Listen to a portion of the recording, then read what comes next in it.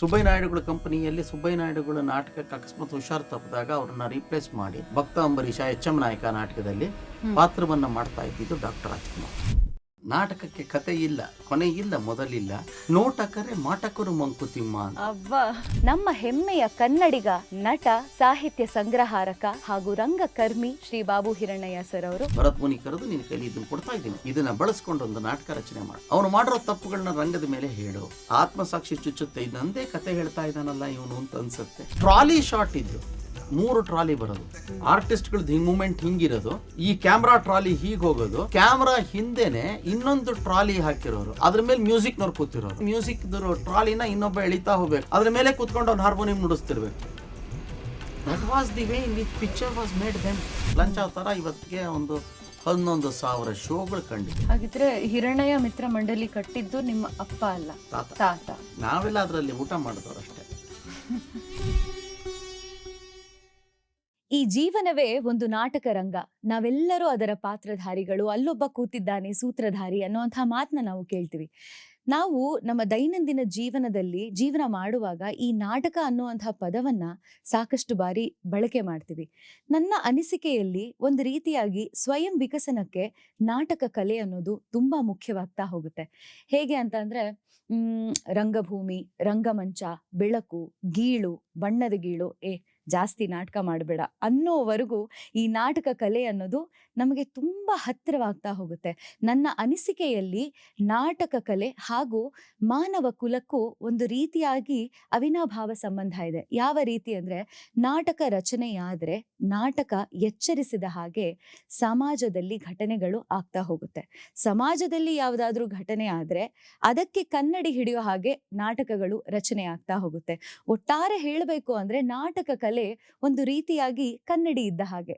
ಈ ಕನ್ನಡಿಗೆ ಸೇವೆಯನ್ನ ಸಲ್ಲಿಸ್ತಾ ಅದನ್ನ ಉಳಿಸ್ಬೇಕು, ಬೆಳೆಸ್ಬೇಕು ಅಂತ ತಬ್ಬಿಕೊಂಡು ಒಬ್ಬರು ಕಲಾವಿದರು ಸೇವೆಯನ್ನ ಸತತವಾಗಿ 6 ದಶಕಗಳ ಕಾಲ ಮಾಡ್ಕೊಂಡು ಬರ್ತಾ ಇದ್ದಾರೆ. ಇಂತಹ ವಿಶೇಷ ಅತಿಥಿ ನಮ್ಮ ಸಂವಾದದಲ್ಲಿದ್ದಾರೆ. ಮತ್ತಿನ್ಯಾಕ್ ತಡ, ಕಾರ್ಯಕ್ರಮವನ್ನ ಶುರು ಮಾಡೋಣ. ನಾನು ಅಂಕಿತಾ, ನೀವು ನೋಡ್ತಾ ಇದ್ದೀರಾ ಅಥವಾ ಕೇಳ್ತಾ ಇದ್ದೀರಾ ಉಲ್ಲಾಸ್ ಅಗರಬತ್ತಿಯ ಸಂವಾದ. ಇದು ನಂಬಿಕೆಯ ಪರಿಮಳ.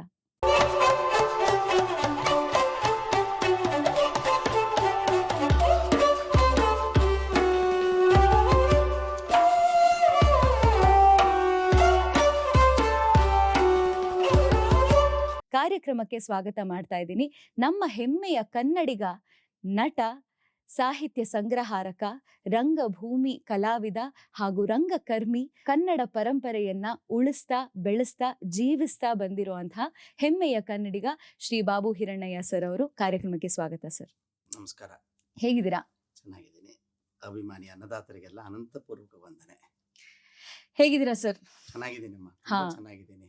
ಅಥವಾ ಚೆನ್ನಾಗಿದ್ದೆ ಇಷ್ಟೊತ್ತ ತನಕ. ಈಗೇನ್ ಅನ್ಸ್ತಿದೆ? ಇಲ್ಲ, ಕೆಲವೊಮ್ಮೆ ಮುಜುಗರದ ಸಂಗತಿ ಏನಪ್ಪಾ ಅಂತಂದ್ರೆ, ಯಾವುದೋ ಒಂದು ಪರಂಪರೆಯಲ್ಲಿ ಏನೋ ಗೊತ್ತಿದ್ದೆ ನಡ್ಕೊಂಡ್ ಬಂದಂಥದ್ದನ್ನ ಮೇರು ಕೃತಿಯಾಗಿ ಮಾಡ್ಕೊಂಡು ಹೋಗುವಂತ ಒಂದು ನಮ್ಮ ನೋಡುಗರ ಅಥವಾ ಕೇಳುಗರ, ನಮ್ಮ ದಿನನಿತ್ಯದ ಜೀವನದಲ್ಲಿ ನಮ್ಮನ್ನ ಬರುವಂತಹ ವ್ಯಕ್ತಿಗಳ ಮುಖಾಂತರವಾಗಿ ಗೊತ್ತಾದಾಗ ಇಷ್ಟೆಲ್ಲ ಇದೆಯಾ ಇದು ಅಂತ ಅನ್ಸುತ್ತಲ್ಲ, ಅವಾಗ ಗಾಬರಿ ಆಗತ್ತೆ. ಒಂದು, ನಾನೇನೋ ಮಾಡಿದ್ದೀನೇನೋ ಅಂತ ಅನ್ಸುತ್ತೆ. ಇನ್ನೊಂದು, ಮುಂದೆ ಹೋಗ್ಬೇಕಾದ್ದು ಅಥವಾ ಜವಾಬ್ದಾರಿ ಇದೆಯಲ್ಲ, ಆ ಜವಾಬ್ದಾರಿಯನ್ನ ನೆನಪಿಸುತ್ತೆ. ರಂಗಭೂಮಿಯಿಂದ ಅಂತ ಎಲ್ಲ ಮಾತು ಬಂದಾಗ ಹೇಳ್ತೀನಿ, the world is a theatre, we are all mere artist, ಆಮೇಲೆ there is no side wings for this ಅಂತೆಲ್ಲ ಈ ತರದ್ದು ಆಂಗ್ಲ ಭಾಷೆಯ ವಿಚಾರದಲ್ಲಿ ಕಲಿತಾಗ, ಅಥವಾ ಆಂಗ್ಲ ಭಾಷೆಯ ಜನ, ಶೇಕ್ಸ್ಪಿಯರ್ ಇದನ್ನ ಹೇಳಿದ್ರು, ಮೌಲಿ ಇದನ್ನ ಹೇಳಿದ್ರು, ಆಮೇಲೆ ಸ್ಟಾನ್ಸ್ಲೋವಿಸ್ಕಿ ಈ ತರ ಬರ್ದಿದ್ದಾರೆ ಅಂದಾಗ ಅದಕ್ಕೆ ಸಿಗುವ ಮೌಲ್ಯಕ್ಕೆ ಸರಿಸಾಟಿಯಾಗಿ ನಾನು ನೋಡ್ಬೋದಾದ್ದು ಅಂತಂದ್ರೆ, ನಮ್ಮ ಮಂಕುತಿಮ್ಮನ ಕಗ್ಗದಲ್ಲಿ ಒಂದ್ ಕಡೆ ಬರೀತಾರೆ, ನಾಟಕವ ನೋಡು ಬ್ರಹ್ಮಾಂಡ ರಂಗಸ್ಥಳದಿ, ಕೋಟ್ಯಾಂತರ ನಟರಿಹರು ಚಿತ್ರ ವಿಚಿತ್ರ ಪಾತ್ರಗಳಲ್ಲಿ, ನಾಟಕಕ್ಕೆ ಕತೆ ಇಲ್ಲ, ಕೊನೆ ಇಲ್ಲ, ಮೊದಲಿಲ್ಲ, ನೋಟಕರೆ ಮಾಟಕರು ಮಂಕುತಿಮ್ಮ. ಇದನ್ನ ಹೇಳ್ತಾರೆ ಕಗ್ಗದಲ್ಲಿ. ಅಂದ್ರೆ ಬ್ರಹ್ಮಾಂಡ ರಂಗಸ್ಥಳ, ಭಗವಂತ ಸೃಷ್ಟಿಯ, ಭಗವಂತ ಅಂದಾಗ ನಾವು ನಂಬಿಕೆ ವಿಚಾರ. ಅದು ನಾವು ಭಗವಂತ ಅಂದಾಗ ಒಬ್ಬ ವೆಂಕಟೇಶ್ವರ ಅಂತೀನಿ, ಇನ್ನೊಬ್ಬ ಶಿವ ಅಂತಾನೆ, ಇನ್ನೊಬ್ಬ ಹನುಮಂತ್, ಇದೆಲ್ಲ ದಟ್ ಈಸ್ ನನ್ನ ಪರ್ಸ್ಪೆಕ್ಟಿವ್, ನಾನು ಹೇಗೆ ಕಾಣ್ತೀನಿ ಅನ್ನೋದು. ಬಟ್ ಒಂದು ಯಾವುದೋ ಅಗೋಚರವಾದ ಶಕ್ತಿ, ಆ ಅಗೋಚರವಾದ ಶಕ್ತಿ ಇದೆ ಅನ್ನೋದೇ ಒಂದು ನಂಬಿಕೆ. ಇಲ್ಲಿ ನಿಮಗೆ ವಿಶೇಷತೆ ಅದು. ಅದಕ್ಕೆ ಕಗ್ಗದಲ್ಲಿ ಶ್ರೀ ವಿಷ್ಣು ವಿಶ್ವಾದಿ ಮೂಲ ಮಾಯಾಲೋಲ ದೇವ ಸರ್ವೇಶ ಪರಬೊಮ್ಮನೆಂದು ಜನ ಆವುದನ್ನು ಕಾಣದೊಡಂ ಆಳ್ಪೆಯನ್ನು ನಂಬಿಹುದು ಆ ವಿಶೇಷಕ್ಕೆ ನಮಿಸೋ ಮಂಕುತಿಮ್ಮ ಅಂತ. ಅಂದ್ರೆ ಅಲ್ಲಿ ಭಗವಂತನಿಗೆ ನಮಿಸು, ಶಿವನಿಗೆ ನಮಿಸು, ಈಶ್ವರನ ಎಲ್ಲೂ ಹೇಳಲ್ಲ. ವಿಶೇಷಕ್ಕೆ ನಮಿಸು, ಆ ವಿಚಿತ್ರಕ್ಕೆ ನಮಿಸು, ಹಿಂಗ್ ಹೇಳ್ತಾರೆ. ನೀನ್ ಹೆಂಗ್ ತಗೋತಿಯಪ್ಪ? ಒಂದು ಲೋಟದಲ್ಲಿರೋ ನೀರಿದ್ದ ಹಾಗೆ, ಪಾತ್ರೆಗೆ ಹಾಕಿದ್ರೆ ಪಾತ್ರೆ. It is just like saying half full half empty. That is my perspective. ನನಗೆ ಇನ್ನು ದಾಹ ಇದ್ರೆ ಅರ್ಧನೇ ಇದೆ ಇದರಲ್ಲಿ ಅಂತೀನಿ, ಸಾಕು ಅಂತ ಅನ್ಸಿದ್ರೆ ಸಾಕು ಜಾಸ್ತಿ ಇದೆ ಇದು that is my way of looking at it ಅಲ್ವಾ. ಭಗವಂತ ಅದೇನೆ. ಸೊ ಇದು ರಂಗಭೂಮಿಯನ್ನ ಸೃಷ್ಟಿ ಮಾಡಿದಂತಹ ವ್ಯಕ್ತಿ. ಇಲ್ಲಿ ಕೋಟ್ಯಾಂತರ ಜನ, ನಾನು ನೋಡುವ ಪ್ರತಿಯೊಬ್ಬ ವ್ಯಕ್ತಿಯೂ ಒಬ್ಬೊಬ್ಬ ಪಾತ್ರಧಾರಿ, ಒಬ್ಬೊಬ್ಬೊಂದೊಂದು ವಿಶೇಷತೆ, ಚಿತ್ರ ವಿಚಿತ್ರ ಪಾತ್ರಗಳಲ್ಲಿ.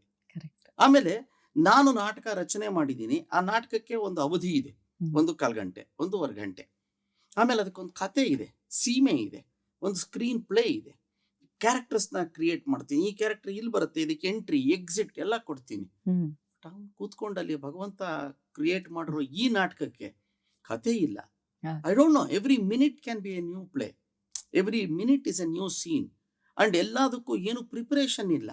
ನಾವು ಹೋಗ್ತೀವಿ, ಮಾಡ್ತಿರ್ತೀವಿ, ಅಲ್ಲಿ ಯಾವ್ದೊಂದು ಎಂಟ್ರಿ ಆಗತ್ತೆ, ಕ್ಯಾರೆಕ್ಟರ್, ಈ ಕ್ಯಾರೆಕ್ಟರ್ ಯಾವಾಗ ಇಲ್ಲಿಂದ ಗೊತ್ತಿಲ್ಲ ನನಗೆ. ಹೌದು. ಸೊ ಬದುಕನ್ನ ನಾವು ರಂಗಭೂಮಿಗೆ ಯಾತಿಕ್ಕೆ ರಂಗಭೂಮಿ ಸ್ಥಿರಾಯುವಾಗಿ ಉಳಿದಿದೆ. ಚಿತ್ರರಂಗ ಬಂತು, ಕಿರುತೆರೆ ಬಂತು, ಏನೇನೇ ಬಂದ್ರು ಕೂಡ ಪ್ರದರ್ಶನ ಕಲೆ, ಅಷ್ಟ ವಿಧಗಳು ಅಂತ ಕರಿತೀವಿ ಪ್ರದರ್ಶನ ಕಲೆಗಳಲ್ಲಿ. ಆ ಅಷ್ಟ ವಿಧಗಳು ಯಾತಿಕ್ಕೆ ಶಾಶ್ವತವಾಗಿ ಉಳಿತಿದೆ. ಏನೇ ಅಡೆತಡೆ ಇಲ್ಲದೆ ಅದ್ರ ಪಾಡ್ಗದು ಅದೊಂದು ಓಗದಲ್ಲಿ ಹೋಗ್ತಾ ಇದೆ ಅಂದ್ರೆ ದಿಸ್ ಈಸ್ ದಿ ರೀಸನ್. ಜೀವಂತಿಕೆ ಜೊತೆಗೆ ಬಹಳ ಮುಖ್ಯವಾಗಿ ಕೊನೆಯ ಸಾಲು ಆ ಕಗ್ಗದಲ್ಲಿ ಹೇಳ್ತಾರೆ, ನೋಟಕರು ಮಾಟಕರೆ ಮಂಕುತಿಮ್ಮ. ನೋಟಕ ಅಂದ್ರೆ ಯಾರು? ವೀಕ್ಷಕ, ನಮ್ಮನ್ನು ನೋಡುವ ವ್ಯಕ್ತಿ.